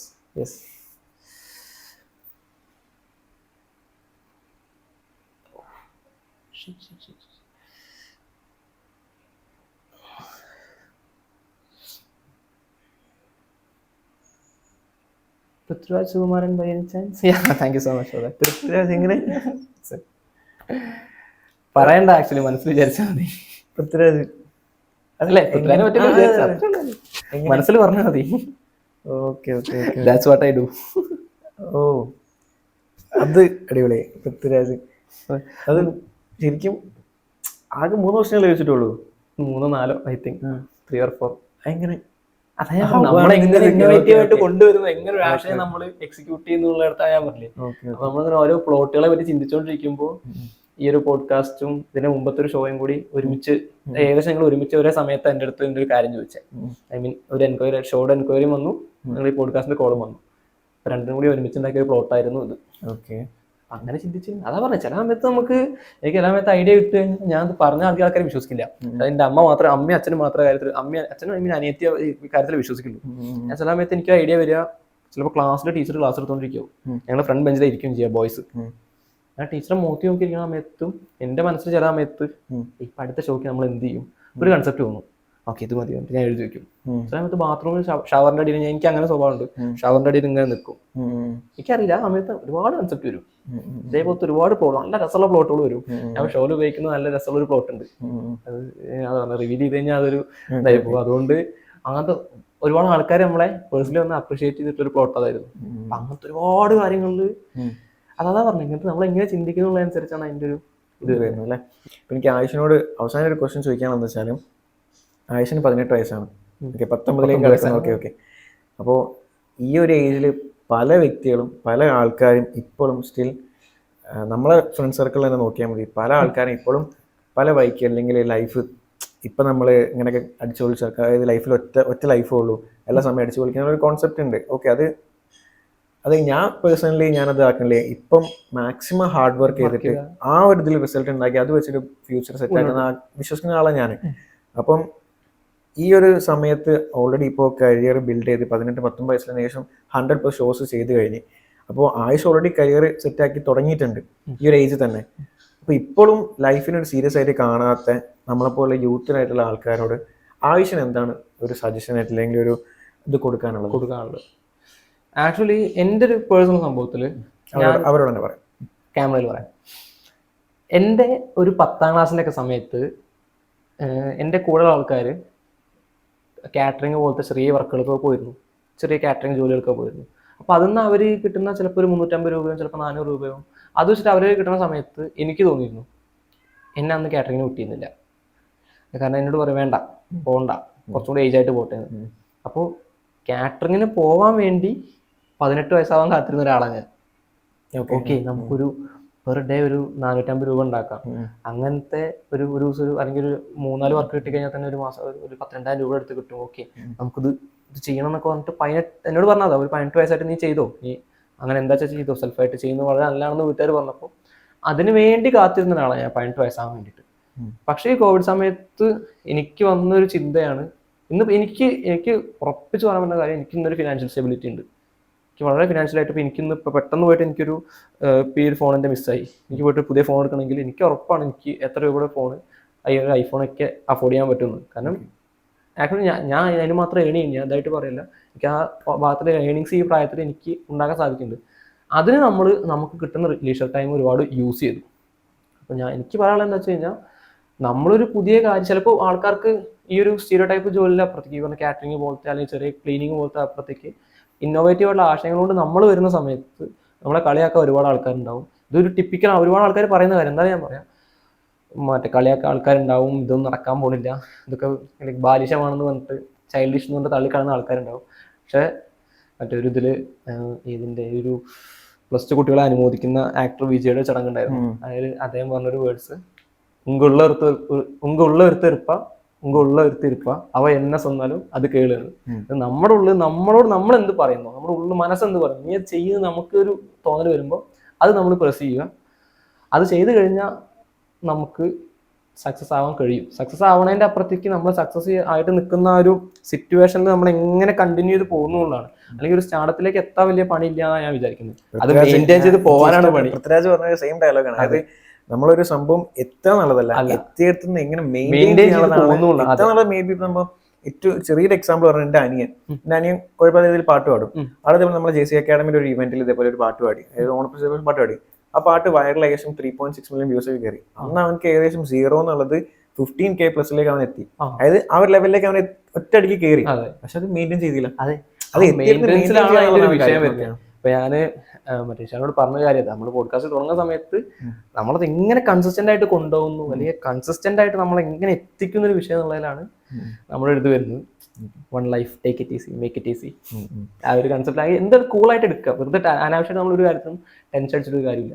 നമ്മൾ എന്തുണ്ടെങ്കിലും കൂളായിട്ട് എടുക്കുക. പിന്നെ നമ്മൾ ഈ ഒരുപാട് ആൾക്കാർ, ഇഷ്യൂസ് ഉള്ള ആൾക്കാരുണ്ട് നമ്മുടെ സൊസൈറ്റിയിൽ തന്നെ, അതായത് ഫ്രണ്ട്സ് സർക്കിളിൽ തന്നെ ഒരുപാട് ഇഷ്യൂ ഉള്ള ആൾക്കാരുണ്ട്. ഒരുപാട് ആൾക്കാർ ചെയ്യണമെന്ന് എന്താ വെച്ച് കഴിഞ്ഞാൽ അവർ പ്രശ്നം ഉള്ളിൽ വെച്ചിരിക്കും, ഒരാളോട് പറയില്ല. അങ്ങനെ ഉള്ളിൽ കടന്ന് നീറി മറ്റേ ബാംഗ്ലൂർ ഡേയ്സിൽ പറഞ്ഞ പോലെ പ്രഷർ കുക്കർ ഇങ്ങനെ വരുന്നു, അങ്ങനത്തെ ഇഷ്യൂ വരുന്ന ഒരുപാട് ആൾക്കാരുണ്ട്. അങ്ങനത്തെ സാഹചര്യത്തിൽ തുറന്ന് പറയാനുള്ള ആളെ കണ്ടുപിടിക്കാനുള്ളതല്ല, അങ്ങനെ പറയാനുള്ള ആൾക്കാരെ സിറ്റുവേഷൻ ഉണ്ടാകുമ്പോൾ എക്സ്പ്രസ് ചെയ്യാം. അതാണ് എനിക്ക് പറയാനുള്ളത്. ഓക്കെ, അപ്പോൾ നമ്മളെ ഒരു ഇപ്പോഴെ കരിയർ ബിൽഡ് ചെയ്യുന്നതാണ് എല്ലാം കൊണ്ടും ബെറ്റർ. എന്തുകൊണ്ടും ബെറ്റർ. അത് കാരണം വെച്ചാൽ നമ്മളൊരു ബിൽഡ് ചെയ്യുന്നതിന് പകരം എന്താണെന്നുള്ളത്. അതെ, കാരണം എന്താ വെച്ച് കഴിഞ്ഞാൽ ഇപ്പൊ ഞാന് ഇപ്പൊ പഠിക്കുന്ന TTC ആണ്, DLED. ഞാൻ എൻ്റെ ഡിഗ്രി 1 വർഷം പോയിട്ടാണ് ഇതിന് പോയത്. കാരണം എനിക്ക് +2 TTCക്ക് അപ്ലൈ ചെയ്തപ്പോൾ കിട്ടിയില്ല. അതുകൊണ്ട് 1 വർഷം ഡിഗ്രിക്ക് പോയി ഡ്രോപ്പ് ചെയ്തിട്ടാണ് വന്നത്. എൻ്റെ ഡിഗ്രി കാലഘട്ടമാണ് ഞാൻ ഈ ഒരു വർഷമാണ് ഞാൻ ഏറ്റവും കൂടുതൽ ജീവിതത്തിൽ ആഘോഷിച്ച വർഷം. ക്ലാസ്സിന് കയറണ്ട, പഠിക്കലായത് സൈഡിൽ കൂടെ നടക്കും. ഫസ്റ്റ് സെം റിസൾട്ട് ആണ് ഇപ്പോൾ വന്നത്. ഞാൻ എഴുതിയ എക്സാം ഫസ്റ്റ് സെം ആണ്, അത് ഫുള്ള് പാസ്സായി. അപ്പം എന്താ വെച്ചാൽ അതൊക്കെ അതിൻ്റെ ഇടയിൽ കൂടെ നടക്കും. നമ്മൾ നന്നായിട്ട് എൻജോയ് ചെയ്ത സമയമായിരുന്നു. കോളേജ് പറഞ്ഞാൽ അത്രയും ഫ്രീഡം, അത്രയും വലിയൊരു ഏരിയ. അതിന്നാണ് ഞാൻ ഇപ്പോൾ ചുരുങ്ങിയിട്ട് വെറും ജസ്റ്റ് ഒരു 53 കുട്ടികളുള്ള 6 ടീച്ചർമാരുള്ള ഒരു TTCയിലേക്ക് ഞാൻ ചുരുങ്ങിപ്പോയത്. അപ്പൊ ഞാൻ എൻ്റെ ഈ ഒരു പറഞ്ഞു തരുമ്പോൾ എനിക്ക് വെച്ചാൽ എനിക്ക് പേഴ്സണലി ഒരു പ്രൈം ടൈം നമ്മളെ ഫീൽ ചെയ്യുന്ന സമയമാണ്. കാരണം നമ്മളൊന്ന് സെറ്റായി വരുന്ന ഒരു സമയം എന്നുള്ള ഫീൽ ചെയ്യാം. ആ സമയത്ത് പോലും ഞാൻ എടുക്കുന്ന റിസ്ക്കാണ്. കാരണം ഞാൻ വീണ്ടും ഇതിലേക്ക് ബിസി ആയിട്ട് TTC പറഞ്ഞു കഴിഞ്ഞാൽ അത്രയും ബിസി ആവുന്ന സാധനം. എനിക്ക് ബിസി ആയി പോകുന്ന സമയത്ത് വേണമെങ്കിൽ ആയുഷിന് മറ്റേത് ഡിഗ്രി കണ്ടിന്യൂ ചെയ്യാമായിരുന്നു. പോവായിരുന്നു. പക്ഷെ ഞാൻ വിചാരിച്ചെന്താ എനിക്കൊരു ജോലി ഡ്രോപ്പ് ചെയ്യണമെന്നല്ലോ പറഞ്ഞു. അതെ, കാരണം എനിക്ക് എൻ്റെ ഒരു കൺസെപ്റ്റ്, എനിക്കൊരു ഗവൺമെന്റ് ജോലി ആവണമെന്ന് ഒരുപാട് കാലത്ത് ആഗ്രഹം. അപ്പൊ അതിലേക്ക് എത്തണം എന്നുള്ള ആഗ്രഹം കൊണ്ടാണ് ഞാൻ എൻ്റെ അത്രയും സേഫ് സോൺ ബ്രേക്ക് ചെയ്തിട്ട് ഇപ്പോൾ TTCക്ക് പോകുന്നത്. പക്ഷെ നമ്മൾ ഒരു 10 വർഷം കഴിഞ്ഞാൽ അല്ലെങ്കിൽ ഒരു 6 വർഷം കഴിഞ്ഞാൽ നമ്മൾ എന്താവണമെന്ന് നമ്മൾ ഇപ്പൊ തന്നെ ചിന്തിച്ചാലേ ഒരു 10 വർഷം കഴിയുമ്പോഴേക്കും നമുക്ക് അത് അച്ചീവ് ചെയ്യാൻ പറ്റുള്ളൂ. അല്ലാണ്ട് ഇപ്പൊ നമ്മൾ കുറെ അടിച്ചു പൊളിച്ച എൻ്റെ ഒരു കോൺസെപ്റ്റ്, നമ്മളൊരു കോൺസെപ്റ്റാണ് ഇപ്പൊ ഫുൾ അടിച്ചു പൊളിച്ച് ജീവിച്ചിട്ട് കുറച്ച് കഴിഞ്ഞിട്ട് എന്ത് ഉണ്ടാക്കാന്ന് വിചാരിച്ചു. കാരണം ഇപ്പൊ നമ്മൾ എന്ത് ചെയ്യുന്നു അതിന്റെ റിസൾട്ടാണ് കുറച്ച് കഴിഞ്ഞാൽ ഉണ്ടാവുക. അതെ, പിന്നെ ഒരുപാട് ആൾക്കാർക്ക് ഇപ്പത്തെ ഒരു വിദ്യാധാരണ വെച്ച് കഴിഞ്ഞാൽ എന്തുണ്ടെങ്കിലും അവസാനം ദുബായി പോയാൽ മതി എന്നൊരു കൺസെപ്റ്റ് ഒരുപാട് ആൾക്കാർ. ഇവിടെ അടിച്ചു പൊളിക്കുക, കുറച്ച് കാലം കഴിഞ്ഞാൽ ദുബായി പോവുക. പക്ഷെ അതിന്റെ ശരിക്കും ദുബായി പോയ ആൾക്കാരുടെ അവസ്ഥ എന്താന്ന് ഇപ്പൊ എൻ്റെ അച്ചാച്ചൻ എന്ന് പറഞ്ഞാൽ അച്ഛൻ്റെ അച്ഛൻ ദുബായിലായിരുന്നു. പിന്നെ അത് ആ കാലഘട്ടം 60s 70s ആണെന്നെങ്കിലും വിചാരിക്കാം. പക്ഷെ ആ സമയത്ത് പുള്ളിക്കാരൻ അനുഭവിച്ച കാര്യങ്ങളൊക്കെ പറയുന്ന സമയത്ത് നമുക്ക് തന്നെ വിഷമം തോന്നിയിട്ടുണ്ട്, എന്തൊക്കെ അവിടെ ചെയ്യേണ്ടി വന്നിട്ടുണ്ട്. അതിനേക്കാൾ കുറച്ചും കൂടി അല്ലെങ്കിൽ കുറച്ച് അപ്പുറത്തേക്ക് ഇമ്പ്രൂവ് ആയിട്ടുണ്ട് ഇപ്പൊ ദുബായ്. പക്ഷെ അവിടെ പോയാലും നമ്മൾ ഭയങ്കര പണിയാണ്. അപ്പൊ നമ്മൾ ഇവിടെ കളിച്ചു നടക്കുന്ന സമയത്തിന്റെ ഒരു 70% എടുത്തിട്ട് നമ്മൾ നാട്ടിൽ തന്നെ സെറ്റിൽ ആവാനുള്ള രീതിയിലേക്ക് പ്ലാൻ ചെയ്ത് കഴിഞ്ഞാൽ ഒരു പക്ഷെ നമുക്കും നമ്മുടെ വീട്ടിലൊരു ആവശ്യം വന്നു. ഇപ്പൊ ഇപ്പോൾ ഒരാൾക്ക് വയ്യാതെ നമ്മൾ ദുബായിലാണ്, പെട്ടെന്ന് നമുക്ക് നാട്ടിലേക്ക് വരേണ്ട അവസ്ഥ വന്നു കഴിഞ്ഞാൽ ചിലപ്പോൾ ലീവ് കിട്ടിയെന്ന് വരില്ല. ആ റിഗ്രറ്റ് എത്ര കാലം മനസ്സിലുണ്ടാവും, വരാൻ പറ്റിയില്ലല്ലോ എന്നൊരു റിഗ്രറ്റ് എത്രയോ കാലം മനസ്സിലുണ്ടാവും. ഞാൻ അങ്ങനെ എനിക്കൊരിക്കലും എൻ്റെ ഈ ഒരു നാട് വിട്ട് പോകരുത് എന്നുള്ളൊരു ആഗ്രഹമുണ്ട്. എന്നാലും എനിക്ക് പുറത്തു പോയി അങ്ങനെ കറങ്ങൽ അല്ലെങ്കിൽ ആ ഒരു എക്സ്പ്ലോറിങ്, ഞാൻ എപ്പോഴും ട്രിപ്പ് പോകുന്ന ആളാണ്, അങ്ങനെയൊക്കെ ഉണ്ട്. എനിക്ക് എൻജോയ്മെന്റ് വേണ്ടെന്നല്ല, പക്ഷെ നമ്മള് മുമ്പോട്ടൊരു ലൈഫ് ഉണ്ട് എന്നുള്ളത് കണ്ടതിന് ശേഷം അതെ അതിനൊരു എന്തെങ്കിലും ഒരു വഴി അല്ലെങ്കിൽ വേ ഉണ്ടാക്കിയതിന് ശേഷം നമ്മൾ വേണ്ട ബാക്കി സമയം നമുക്ക് കാര്യങ്ങൾ കൊടുക്കാം. പിന്നെന്താ വെച്ചാൽ ഈ പ്രായത്തില് ഞാൻ അത്രതായിട്ട് പറയല്ല, എന്നാൽ ഈ പ്രായത്തിൽ എൻ്റെ പ്രായത്തിലുള്ള ആൾക്കാരെ ഉപദേശിക്കാൻ ഞാൻ ആളല്ല, എന്നാലും ഞാൻ ജസ്റ്റ് പറയാം. ഒരുപാട് ആൾക്കാർക്ക് ഫിനാൻഷ്യലി ഒരുപാട് സപ്പോർട്ട് വരുന്നുണ്ട്. അത് ഫാമിലി ഫിനാൻഷ്യലി സൗണ്ട് ആണെങ്കിൽ ആ കുട്ടിക്ക് അത്യാവശ്യം ഫിനാൻഷ്യൽ സപ്പോർട്ട് കിട്ടും. ഞാൻ പറയുകയാണെങ്കിൽ അങ്ങനത്തെ കാര്യങ്ങളൊക്കെ സേവ് ചെയ്ത് വെച്ചിട്ട് എന്തെങ്കിലും ഇന്നോവേറ്റീവ് ആയിട്ടൊരു കാര്യത്തിലേക്കോ അല്ലെങ്കിൽ പുതിയൊരു കാര്യത്തിലേക്കോ. ഇപ്പോൾ എനിക്ക് വെച്ച് കഴിഞ്ഞാൽ ഞാൻ പറഞ്ഞ ഇപ്പോൾ മൊബൈലിന്റെ കാര്യം പറഞ്ഞ പോലെ തന്നെ എനിക്കിപ്പോൾ ഒരു 3 മാസം ഷോ കിട്ടിയില്ലെങ്കിലും ഞാൻ ആ 3 മാസം ഒന്ന് ജീവിച്ചു പോകണ്ടേ. എനിക്ക് ഷർട്ട് എടുക്കാൻ തോന്നിയ ഷർട്ട് എടുത്തു, ട്രിപ്പ് പോകണം തോന്നിയ ട്രിപ്പ് പോയി. അപ്പൊ അങ്ങനത്തെ രീതിക്കൊക്കെ ആ സമയത്ത് എനിക്ക് പൈസ വേണം. അപ്പൊ ആ രീതിയിലേക്ക് നമുക്ക് കിട്ടുന്നതിന്റെ ഒരു പോർഷൻ നമ്മളെപ്പം സേവ് ചെയ്ത് വെക്കുക എന്നുള്ളതും കൂടി, അതിപ്പോ എൻ്റെ ഒരുപാട് ആൾക്കാരിൽ ഞാൻ കാണാത്തൊരു സംഭവം. ഒരു ചാൻസ് കിട്ടിയപ്പോൾ പറഞ്ഞു തന്നേ ഉള്ളൂ. പരമാവധി സേവ് ചെയ്ത് വെക്കാൻ നോക്കുക. കാരണം കയ്യിൽ ക്യാഷ് ഇരുന്ന് കഴിഞ്ഞാൽ നമുക്ക് ചിലവാക്കാൻ ഒരു പണിയില്ല. നമുക്ക് ഒരു ഷർട്ട് എടുക്കാൻ പോയി കഴിഞ്ഞാൽ വേണമെങ്കിൽ 4 ഷർട്ട് എടുത്തിട്ട് വരാം. നമ്മൾ ഒരു ഷർട്ടിന്റെ കാശ് കൊണ്ടാ പോണിച്ച് കഴിഞ്ഞാൽ നമ്മൾ എന്ത് ചെയ്യും, 600 രൂപയുടെ പോണിച്ച് 500 രൂപ ഷർട്ട് എടുത്ത് വേണമെങ്കിൽ 100 രൂപ ഷവർമ കഴിക്കാൻ നമ്മൾ ചിന്തിക്കും. ആ രീതിയിലേക്ക് ഞാനൊക്കെ ആ രീതിക്ക് ചിന്തിക്കണം. മനസ്സിലായി, ഞാനൊക്കെ ബേസിക്കലി കുറച്ച് പിശുക്കി ജീവിക്കുന്ന ആളാണ്. ആയിഷിന്റെ ഫസ്റ്റത്തെ ഷോ ആയിഷിന് എത്ര കിട്ടിയത്? Very first show was 300. 300 rupees. ഇപ്പൊ ആയിഷിന് ഒരു മാനേജർ ഉണ്ട്, ആയിഷിന് അണ്ടറിൽ കുറെ മാനേജർമാരുണ്ട്. ആ ലെവലിലേക്ക് ആയിഷ് എത്തി. വെറും വയസ്സ് എത്ര 19 കടക്കാൻ പോകുന്നു നാളെ. അപ്പോൾ ആയിഷ് ആ ഒരു സമയത്ത് ഇങ്ങനെയൊക്കെ ആകണം അല്ലെങ്കിൽ ആയിഷിന്റെ വഴി ഇതാണെന്ന് കണ്ടെത്തി. ഈ മെന്റലിസം തന്നെ വേണമെന്നില്ല, ഒരുപാട് ആൾക്കാർ ഈ വയസ്സിൽ വേറെയും പല വഴിക്കും പോകുന്നുണ്ട്. പിന്നെ എനിക്ക് എന്താ വെച്ച് കഴിഞ്ഞാൽ എനിക്ക് ടു ബി വെരി ഫ്രാങ്ക്, കഴിഞ്ഞ ഡിസംബറിൽ ഞാൻ മനസ്സിൽ വിചാരിച്ചൊരു കാര്യമുണ്ട്, അടുത്ത ഡിസംബറിൽ ഞാൻ എന്താണെന്ന്. കാരണം 2022 ഡിസംബറിൽ എനിക്ക് ന്യൂ ഇയർ ഷോ ഒന്ന് കൊച്ചിയിലായിരുന്നു. ആ ന്യൂ ഇയർ ഷോ ഞാൻ എൻ്റെ കൂടെയുള്ള ആൾക്കാരോട് പറഞ്ഞു, അങ്ങനെ കൂടെ നമ്മൾ കോമായിട്ട് ഫുഡ് കഴിക്കുന്ന സമയത്ത് ഞാൻ പറഞ്ഞു, അളിയാ നമ്മൾ 2023 ഇങ്ങനെയൊക്കെ കുറച്ച് കൺസെപ്റ്റ് ഉണ്ട് പറഞ്ഞു. അപ്പോൾ അമ്മമാർ എന്നോട് ഇങ്ങനെ കാണിച്ചു സെറ്റ് ആവുമെന്ന് പറഞ്ഞു. പക്ഷെ 2023 നമുക്കത് അച്ചീവ് ചെയ്യാൻ പറ്റിയെന്ന് പറഞ്ഞു കഴിഞ്ഞാൽ അതിനൊക്കെ വലിയ സാറ്റിസ്ഫാക്ഷൻ എന്താ ഉള്ളത്. അതിൽ ഞാൻ വെച്ചൊരു കാര്യം ഫിനാൻഷ്യൽ ഫ്രീഡം, അത് കൺഫേം ആയിട്ട് എനിക്ക് നടന്നു. ഒരുപാട് സെലിബ്രിറ്റികളായിട്ട് കൊളാബറേറ്റ് ചെയ്യണമെന്നുണ്ടായിരുന്നു, അത് നടന്നു. അങ്ങനത്തെ ഒരു ആ ഒരു രീതിയിലേക്ക് ഇപ്പോൾ ആർക്കാണ് കുറച്ച് ഇൻസ്റ്റാഗ്രാം ഫോളോവേഴ്സ് കിട്ടാൻ താല്പര്യമില്ലാത്തത്, ആ രീതിയിലേക്ക് ഞാൻ കുറച്ച് ഗെയിൻ ചെയ്തു. ആയിഷിന്റെ പ്രോഗ്രാംസ് തന്നെ എങ്ങനെയാ വരുന്നത്? ആയിഷിന്റെ ഇവന്റ്സ് ഒക്കെ എങ്ങനെയാ? അതായത് ആയിഷിന് ഒരു പ്രോഗ്രാം ഡിസൈൻ ചെയ്തിട്ടുണ്ട് പറയല്ലേ, അതെങ്ങനെ, അതിനെ പറ്റി പറയട്ടെ. ഷോനെ പറ്റി പറയുകയാണെങ്കിൽ ഞാൻ നേരത്തെ പറഞ്ഞ പോലെ തന്നെ നമ്മുടെ ഷോ എന്ന് വെച്ച് കഴിഞ്ഞാൽ അവസാനം ആൾക്കാർക്ക് മനസ്സിലാവുകയോ നിങ്ങളെല്ലാവരും ഒരു കഥയുടെ ഭാഗമായിരുന്നു എന്ന് മനസ്സിലാവുന്ന രീതിക്ക് കൊണ്ടുപോകുന്ന കാര്യം. അതിൽ നമ്മൾ ഒരുപാട് കാര്യത്തിൽ പറഞ്ഞ പോലത്തെ ഇൻഫ്ലുവൻസിങ് പോലത്തെ, ഹിപ്നോസിസ് പോലത്തെ, മൈൻഡ് റീഡിങ് പോലത്തെ അങ്ങനത്തെ ഒരുപാട് ഒരു നെക്സ്റ്റ് ലെവൽ കാര്യം. ഇപ്പോൾ ഒരു എക്സാമ്പിൾ പറയുകയാണെങ്കിൽ ഇപ്പം ഞാൻ നിശാലിനെ ചെയ്ത സംഭവം ഉണ്ടല്ലോ, അതുപോലത്തെ ഒരാൾ ചിന്തിക്കുന്ന കാര്യം വേറൊരാളെ കൊണ്ട് പറയിപ്പിക്കുക, അങ്ങനത്തെ അത് ചെറിയൊരു ക്ലൂ ആയിട്ട് പറഞ്ഞു. അങ്ങനത്തെ ഒരുപാട് കാര്യങ്ങൾ നമ്മുടെ ഷോയിൽ ഇൻക്ലൂഡഡ് ആണ്. ഞാൻ എൻ്റെ ഒരു 2023 മെയിൻലി യൂസ് ചെയ്തത് പോലും ഇങ്ങനത്തെ ഒരു ബിൽഡിങ്ങിന് വേണ്ടിയിട്ടാണ്. 2023 സെറ്റ് ആക്കി എടുത്തു. 2024 ലോഞ്ച് ചെയ്തു. അങ്ങനെ സെറ്റ് ആക്കി. അപ്പോൾ ഞാൻ പറഞ്ഞിരുന്നത് വെച്ചാൽ നമുക്ക് ഈ ഒരു സമയങ്ങൾ നിങ്ങൾ എന്താക്കുക, തീരുമാനിക്കുക എവിടെ എത്തണം, എന്താകണം എന്നുള്ളത് അറ്റ്ലീസ്റ്റ് ഒന്ന് തീരുമാനിച്ചെങ്കിൽ വെക്കുക. അതിലേക്കുള്ള എന്തെങ്കിലും ഒരു സ്റ്റെപ്പ് എന്താക്കുക എടുത്തു വെക്കാനുള്ള എന്തെങ്കിലും, അതായത് നിങ്ങൾ ആദ്യമേ ചാടി കയറി പോകണമെന്നൊന്നും നമ്മൾ പറയുന്നില്ല. നിങ്ങൾ കാണുന്ന ആ ഒരു സംഭവത്തിലേക്ക് ഒരു സ്റ്റെപ്പ് എന്താക്കുക എടുത്തു വെക്കുക. ആ ഒരു ലെവലിലേക്ക് എത്താൻ വേണ്ടി ഉണ്ടാക്കുക, ഒന്ന് മുമ്പിൽ കണ്ടുവെക്കുക. ഞാൻ എപ്പോഴും വിചാരിക്കുന്ന സംഭവം, നമുക്കിപ്പോൾ ഒരു സ്ഥലത്തേക്ക് പോകണം എന്നുണ്ടെങ്കിൽ കറക്റ്റ് വഴി അറിയാമെന്നുണ്ടെങ്കിൽ നമുക്ക് പെട്ടെന്ന് എത്താം. ഇപ്പം എനിക്ക് പാലക്കാടിലേക്ക് വരണമെങ്കിൽ അതിലേക്ക് വേണ്ടി കറക്റ്റ് വഴി, അല്ലെങ്കിൽ പാലക്കാട് എന്നൊരു ഡെസ്റ്റിനേഷൻ്റെ മനസ്സിൽ എന്തായാലും കൊണ്ട് കറക്റ്റ് എത്താൻ വേണ്ടി, ഇത് ഞാൻ എവിടെ പോകണം എനിക്ക് അറിയില്ല എന്നുണ്ടെങ്കിൽ ഞാൻ എങ്ങനെ പോയിട്ട് അവിടെ എത്തൂല. ഇത് നമ്മൾ എവിടെ എത്തണം, നമ്മുടെ ലൈഫിൽ എവിടെ എത്തണം, എന്താകണം എന്ന് ആദ്യം തീരുമാനിച്ചു കഴിഞ്ഞാൽ നമുക്ക് അതിലേക്കുള്ള വഴി പെട്ടെന്ന് എത്തും. അങ്ങനെ വിശ്വസിക്കുന്ന ആളാണ് ഞാൻ. അതെ. പിന്നെ ഈ നിശാൽ പറഞ്ഞ ആ ഒരു ഫസ്റ്റ് സ്റ്റെപ്പ് എല്ലാ കാര്യത്തിലും ഭയങ്കര ഇമ്പോർട്ടൻ്റ്. അപ്പം ഞാൻ പറഞ്ഞ പോലെ ഇപ്പം എനിക്ക് വേണമെങ്കിൽ ആ പുറപ്പോഴത്തെ ഷോ എനിക്ക് വേണ്ട, എനിക്ക് ധൈര്യം ഇല്ല എന്ന് പറഞ്ഞാൽ ഒഴിവാക്കായിരുന്നു. നാട്ടിൽ 1-2 ചെറിയ പരിപാടി ചെയ്തിട്ട് മാത്രം എക്സ്പീരിയൻസ് ഉള്ള ഞാൻ ഒരു കോളേജ് പ്രോഗ്രാമിന് ഒരു 250-300 പേരെ ഫേസ് ചെയ്യാൻ പോകുമ്പോൾ എനിക്ക് പറയായിരുന്നു വേണ്ട, എന്തിനാ വെറുതെ റിസ്ക് ആണെങ്കിലോ എന്നൊക്കെ പറഞ്ഞിട്ട്. പക്ഷെ ഞാൻ ചെയ്തു. എന്നുവെച്ചാൽ എനിക്ക് ആ കാര്യത്തിൽ എന്നെ ആ ഒരു സമയത്ത് എന്നെ ഓർത്ത് എനിക്ക് തന്നെ അഭിമാനമുണ്ട്. കാരണം നമ്മൾ ആ ഒരു സിറ്റുവേഷൻ നമ്മൾ ടാക്കിൾ ചെയ്തു. ഓക്കെ, ചെയ്യാം, ആ രീതിയിൽ അങ്ങോട്ട് വിചാരിച്ചു. ആ ഒരു ചെയ്തുകൊണ്ടാണ് അവസരങ്ങൾ എടുത്താൽ ചലഞ്ചിങ് ഉണ്ടാവും, ഉറപ്പായിട്ടുണ്ടാവും. അത് ആ ചലഞ്ചസിനെ നമ്മൾ എങ്ങനെ ഓവർകം ചെയ്യുന്നു, ആ ഒരു സെക്കൻഡ് നമ്മൾ എങ്ങനെ ഓവർകം ചെയ്ത് അതിനെ നമ്മൾ എക്സിക്യൂട്ട് ചെയ്യുന്നു, അതിനനുസരിച്ചിരിക്കും പിന്നെ നമ്മുടെ ബാക്കിയുള്ള കാര്യങ്ങൾ. പിന്നെ പറയാൻ വന്ന മറ്റൊരു കാര്യം, ഈ ഫിനാൻഷ്യലിനെ പറഞ്ഞുകൊണ്ട് നിങ്ങൾ എപ്പോഴും ഒരാൾ ഫിനാൻഷ്യലി ഫോക്കസ് ചെയ്യാൻ, ഒരു ഫിനാൻഷ്യൽ പ്രോഫിറ്റ് ഉള്ള സംഭവത്തിൽ മാത്രം ഫോക്കസ് ചെയ്യാൻ പാടില്ല. നേരത്തെ സംസാരിച്ചപ്പോൾ പറഞ്ഞു തോന്നുന്നു, നമ്മൾ നേരത്തെ മുമ്പ് സംസാരിച്ചപ്പോൾ പറഞ്ഞു തോന്നുന്നു. ഇപ്പോൾ ഞാൻ ആദ്യത്തെ ഷോയ്ക്ക് വന്നു 300 റുപ്പീസ്. ഞാൻ അഭിമാനത്തോടു കൂടി പറയും, ഞാൻ ആദ്യത്തെ ഷോയ്ക്ക് വന്നത് 300 രൂപയാണ്. എനിക്ക് അന്ന് അവിടെ പോയി വരാൻ കഷ്ടി 400 രൂപ ചിലവുണ്ട്. അന്നത്തെ ഫുഡ്, അന്ന് ഓട്ടോ വിളിച്ച് പോയത്, മറ്റേ ബസ്, അങ്ങനത്തെ ചെറിയ ഇതായിട്ട് 400 രൂപ ചിലവുണ്ട്. 100 രൂപ എനിക്ക് എക്സ്ട്രാ എൻ്റെ കയ്യിൽ നിന്നാണ് പോയി. 300 രൂപ കിട്ടി, 100 രൂപ. പക്ഷെ ആ അന്നത്തെ 300 ഇല്ലെങ്കിൽ ഇന്ന് ഈ പേയ്മെന്റ് വാങ്ങുന്ന ആവശ്യമില്ല, ഇന്ന് ഇവിടെ ഇരിക്കുന്ന ആവശ്യമില്ല. കാരണം അതുകൊണ്ട് ഞാൻ ആ 300 രൂപയ്ക്ക് അന്ന് ഇന്നൊരു വാല്യൂ ഉണ്ട്. അങ്ങനത്തെ ആ ഒരു ഫിനാൻഷ്യൽ മാത്രം നോക്കാണ്ട് കിട്ടുന്ന എക്സ്പീരിയൻസസിനെ ഫോക്കസ് ചെയ്യാം, അതിനെ വാല്യൂ ചെയ്യുക എന്നുള്ളതാണ്. ഇപ്പോൾ പല ആൾക്കാർക്കും മേ ബി ഇപ്പോൾ ഈ ഒരു മെന്റലിസം എന്ന് പറഞ്ഞ ഒരു ട്രെൻഡായി കൊടുക്കണം. ഇപ്പോൾ ഇനി ഏതെങ്കിലും കുട്ടിയൊക്കെ ഉള്ളെന്ന് തോന്നുന്നു, എനിക്കൊരു മെന്റലിസ്റ്റ് ആവണം, എനിക്കൊരു ഫീൽഡിലേക്ക് വരണം തോന്നുന്നൊരു കുട്ടി അങ്ങനെ ആരെങ്കിലും ഉണ്ടെന്നുണ്ടെങ്കിൽ അതിൻ്റെ ഒരു ജേർണി ഒന്ന് പറയാൻ പറ്റും, എങ്ങനെ അതിലേക്ക് എത്താം? മെയിൻലി ഡെഡിക്കേഷൻ ആണ്. അതായത് ആക്ച്വലി ഇപ്പോഴത്തെ ഉണ്ടാകുന്ന വിഷയം എന്താ വെച്ച് കഴിഞ്ഞാൽ, ഒരു മെന്റലിസ്റ്റിന്റെ വീഡിയോ ഉണ്ട്. ഇപ്പൊ എനിക്കുണ്ടായത് അങ്ങനെ തന്നെ, 1-2 മെന്റലിസ്റ്റുകളുടെ വീഡിയോ ഉണ്ടെങ്കിൽ നമുക്ക് തോന്നും ഇഷ്ടം എങ്ങനെ ഇതൊന്നും പഠിക്കണല്ലോ, ക്ലാസ്സിൽ സ്റ്റാർ ആവാലോ എന്നുള്ള സംഭവം എല്ലാവർക്കും തോന്നും. ആ ഒരു ചിന്ത അല്ലെങ്കിൽ അത് കഴിഞ്ഞിട്ട് അതിനൊക്കെ വലിയൊരു ഒരു സംഭവത്തിലേക്ക് കിട്ടുകയാണെങ്കിൽ ആൾക്കാർ അതിലേക്ക് തോട്ട് മാറ്റും. പിന്നെ ഈ മെന്റലിസത്തിന് അവിടെ ഒരു വില ഉണ്ടാവില്ല. പക്ഷെ അതല്ലാണ്ട് ഈ സാധനം തന്നെ പഠിക്കണം എന്ന് വിചാരിച്ച് നമ്മൾ 5-8 മാസം അതന്നെ മനസ്സിൽ വിചാരിച്ച് നടക്കുകയാണെങ്കിൽ, അതിനനുസരിച്ച് നമ്മൾ വർക്കിംഗ് ചെയ്യുകയാണെങ്കിൽ നമ്മൾ അതിനുള്ള വഴി കണ്ടെത്തും. ഇന്നൊരു പാത്ത് അങ്ങനെ സംഭവം ഇല്ല. നമ്മൾ തന്നെ അതിനെ ചെറിയ എനിക്ക് പോലും ഉണ്ടായ അത്രയും ചെറിയ സ്റ്റെപ്പുകളാണ്. ഇപ്പൊ നമുക്ക് വെച്ച് കഴിഞ്ഞാൽ ഇതിനൊരു ഐഡിയ കിട്ടിയോണ്ട് നമുക്ക് ഇങ്ങനെ വെച്ച് മറ്റു പറഞ്ഞു കഴിഞ്ഞാൽ ഇങ്ങനെയായിരുന്നു. അത്രയും ചെറിയ സ്റ്റെപ്പ്. ഒരാൾക്ക് ഇനീഷ്യലി പോയിട്ട് ഒരാളെ അണ്ടറിൽ പോയിട്ട് പഠിക്കാൻ അങ്ങനത്തെ ഒരു ഓപ്ഷൻ ഇല്ല.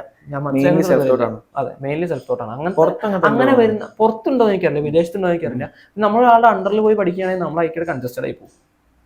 അവിടുന്ന് കിട്ടുന്ന ആശയങ്ങളിലേക്ക് മാത്രം നമ്മളത് കൺജസ്റ്റഡ് ആയി പോകും. പിന്നെ നമ്മളെ ചിന്താഗതി നമുക്ക് യൂസ് ചെയ്യാൻ തോന്നില്ല, ചെയ്യാൻ പറ്റില്ല അല്ല, നമുക്ക് തോന്നില്ല ഇതൊക്കെ മതിയിലോ എന്നുള്ള തോന്നൽ വരും അയാളുടെ അണ്ടറിൽ പോയി ചെയ്യുകയാണെങ്കിൽ. അപ്പോൾ ഏറ്റവും ബെസ്റ്റ് ഞാൻ പറയുന്നത് സെൽഫ് തോട്ടാണ്. അങ്ങനെ പഠിപ്പിക്കുന്ന ആൾക്കാർ ബെസ്റ്റ് ആയിട്ട് കേരളത്തിൽ ഉണ്ടോ എന്ന് എനിക്ക് തോന്നുന്നില്ല. പുറത്ത് ഉണ്ടായിരിക്കാം, ഈ പറഞ്ഞ പോലെ അമേരിക്കയിലോ അല്ലെങ്കിൽ അങ്ങനത്തെ അമേരിക്കയിലൊക്കെ ഒരുപാട് കാലം. നമ്മളിവിടെ കേരളത്തിൽ കാണുന്ന പല ഇൻഫ്ലുവൻസേഴ്സ് ആയിട്ടുള്ള ഒരുപാട് മെന്റലിസ്റ്റുകളുണ്ട്. അവരൊക്കെ ഇതേപോലെ സെൽഫ് തോട്ട് ആണെന്നാണോ? ഒരുവിധ ആൾക്കാരൊക്കെ സെൽഫ് തോട്ട് തന്നെയാണ്. നമ്മുടെ ഒരു സർക്കിളിലെ ആൾക്കാരോട് ചോദിച്ചപ്പോൾ അവരൊക്കെ സെൽഫ് തോട്ട് തന്നെയാണ്. പിന്നെ അവര് ഇതേപോലത്തെ സഹായിച്ച കുറച്ച് ആൾക്കാർ ചെറുതായിട്ട് റെഫറൻസസ് സഹായിച്ച ആൾക്കാരൊക്കെ ഉണ്ട്. കൺഫ്യൂഷൻസ് അല്ല, ചെറിയ കൺസെപ്റ്റുകൾ ഇപ്പൊ ഇത് പറഞ്ഞ പോലത്തെ ഓരോ പുതിയ കാര്യങ്ങളൊക്കെ പറഞ്ഞു കൊടുക്കുന്ന ആൾക്കാരും ഉണ്ടായിരുന്നു. കാരണം അത് മുമ്പാണ്, ഇപ്പോഴത്തെ സാഹചര്യത്തിൽ ഉണ്ടോ എന്ന് എനിക്കറിയില്ല. ഒരുപാട് ആൾക്കാർ ഇതിലേക്ക് വെറുതെ ഇറങ്ങുന്നില്ല. അത് വെച്ച് കഴിഞ്ഞാൽ ഡെപ്ത് അറിയാണ്ട് വരുന്ന ഒരു അതാണ് ഈ ഒരു മെന്റലിസം ഫീൽഡ് എനിക്ക് വരുന്നൊരു വിഷമം മാത്രമല്ല. നമ്മൾ ഡെപ്ത് അറിഞ്ഞിട്ടൊരു ഇതിലേക്ക് നമ്മുടെ ഒരു കൂടെ ഒരാൾ വരിക പറഞ്ഞു കഴിഞ്ഞാൽ എനിക്കൊരു കുഴപ്പമില്ല. എനിക്ക് എപ്പോഴും ആഗ്രഹമുള്ള കാര്യം ഒരു കോംബോ ഷോ ചെയ്യണമെന്ന് ഞാൻ കുറെ ആയിട്ട് വിചാരിക്കുന്നായിരുന്നു. അതായത് 2 മെന്റലിസ്റ്റുള്ള ഷോ ഉണ്ട്, ഡബിൾ പവർ ആയിട്ടൊരു സാധനം. അതിന്റെ മനസ്സിലുണ്ട്, കൺസെപ്റ്റ് ഉണ്ട്, കുറച്ച് കാലമായിട്ടുള്ളതുണ്ട്. പക്ഷെ ആ ഒരു രീതിയിൽ എനിക്ക് ഒരാളെ കിട്ടിക്കഴിഞ്ഞാൽ ഞാൻ ചെയ്യും. പക്ഷെ ആ രീതിയിലുള്ള ആളെ എനിക്ക് പേഴ്സണലി സാറ്റിസ്ഫാക്ഷൻ തോന്നണം. ഞാൻ അത്ര വലിയതായിട്ട് പറയില്ല, പക്ഷെ എനിക്ക് സാറ്റിസ്ഫാക്ഷൻ തോന്നണം. തീർച്ചയായും നമ്മളെ കൂടെ വർക്ക് ചെയ്യുന്ന ഒരാൾക്ക് നമുക്ക് ഓക്കെ ആയാലും നമുക്ക് ചെയ്യാൻ പറ്റുള്ളൂ. അപ്പൊ ആ ഒരു സംഭവം. നമ്മൾ ഈ ഒരു പിറ്റിസൺ പോഡ്കാസ്റ്റിന്റെ ആദ്യത്തെ ഒരു എപ്പിസോഡായിരുന്നു നമ്മളിപ്പോൾ ഇവിടെ ചെയ്തുകൊണ്ടിരുന്നത്. അതിൽ എനിക്ക് ഏറ്റവും ഇൻട്രസ്റ്റിംഗ് ആയിട്ടുള്ള ഒരു ടോപ്പിക്ക് സംസാരിക്കാൻ പറ്റിയതിൽ എനിക്ക് പേഴ്സണലി ഒരുപാട് സന്തോഷം. ഞാൻ ചെറുപ്പം മുതലേ പറഞ്ഞേ മെന്റലിസം പഠിക്കണം എന്നല്ല, പക്ഷെ എനിക്ക് ഇങ്ങനത്തെ ഒരു ആർട്ടിനോട് അല്ലെങ്കിൽ ഇങ്ങനത്തെ ഒരു പെർഫോമൻസിനോട് ഭയങ്കര അതായത് ഇൻട്രസ്റ്റ് ഉള്ള ഒരാളാണ്. പണ്ട് മുതലേ ഏഡിയൻ ടോക്സ് അവരുടെ അടുത്താണ് ഇങ്ങനത്തെ സംഭവം കണ്ടു തുടങ്ങിയത്. അവിടെ നിന്ന് കണ്ട് ഞാൻ ഇപ്പോൾ മെന്റലിസ്റ്റ് ആദ്യൻ്റെ ഇൻസോംനിയ എന്ന സെഷൻ വന്ന സമയത്ത് ഞാൻ അത് ഒരു ഇവന്റ് സംഭവം ഉണ്ടായിരുന്നു. അതായത് ഞാനൊരു ഇങ്ങനത്തെ ഒരു സെഷന് പോയ സമയത്ത് അന്ന് ഞാൻ അക്കാഡമി ലീവ് എടുത്തിട്ടാണ് പോയത്. അന്ന് എല്ലാവരും അവിടെയുള്ള ഒട്ടുമിക്ക സ്റ്റാഫ്മാരൊക്കെ എന്നെ കളിയാക്കി, ഇവനെ അങ്ങനത്തെ സംഭവങ്ങൾ കാണാൻ പോവാണ്. അന്നൊന്നും ഇവർക്ക് അറിയില്ല, അത് എക്സ്പീരിയൻസ് അല്ല അതൊന്നും മനസ്സിലാവുള്ളൂ. അന്ന് എന്നെ കളിയാക്കിയ ആ ആൾക്കാർ ഇന്ന് JC അക്കാഡമി കഴിഞ്ഞ പ്രാവശ്യം ക്രിസ്മസ് സെലിബ്രേഷന് കൊണ്ടുവന്ന ഗസ്റ്റ് ഒരു മെന്റലിസ്റ്റ് ആയിരുന്നു. നമ്മൾ പുറത്തുള്ള ഒരാളെയാണ് കൊണ്ടുവന്നത്. അപ്പോൾ അദ്ദേഹത്തിന് ആ ഒരു സെഷനും പ്രോഗ്രാമും കണ്ടതിന് ശേഷം ഞാനന്ന് എൻ്റെ എപ്പൊക്കെ സുഖമില്ല, ഞാനും എൻ്റെ എപ്പം വരാൻ പറ്റില്ല, നമ്മൾ ബേബി ഹോസ്പിറ്റലായിരുന്നു. അപ്പോൾ ആ ഒരു സമയത്ത് എനിക്ക് സെഷൻ കാണാൻ പറ്റില്ല. പക്ഷെ എനിക്ക് അറിയാം മെന്റലിസം എന്താണ്, അവിടെ എന്താ നടക്കാൻ പോകുന്നത് എനിക്കറിയാം. ഞാൻ ആദ്യം പ്രോഗ്രാം കണ്ടിട്ടുണ്ട്, മറ്റേ പ്രോഗ്രാം കണ്ടിട്ടുണ്ട്. അപ്പം അന്ന് ഇന്ന ആ ഒരു പ്രോഗ്രാമിന് പോയി കളിയാക്കിയ ആൾക്കാർ ഇവർ ഈ പ്രോഗ്രാമായിട്ട് ഇങ്ങനെ വിളിച്ച് ഇങ്ങോട്ട് പറയാം, നിശാലെ ഇതാണ് ഞെട്ടിച്ച് ഇവർ ഇതാക്കി. ഇതിനുള്ള ഞാനൊന്നും പറഞ്ഞത്.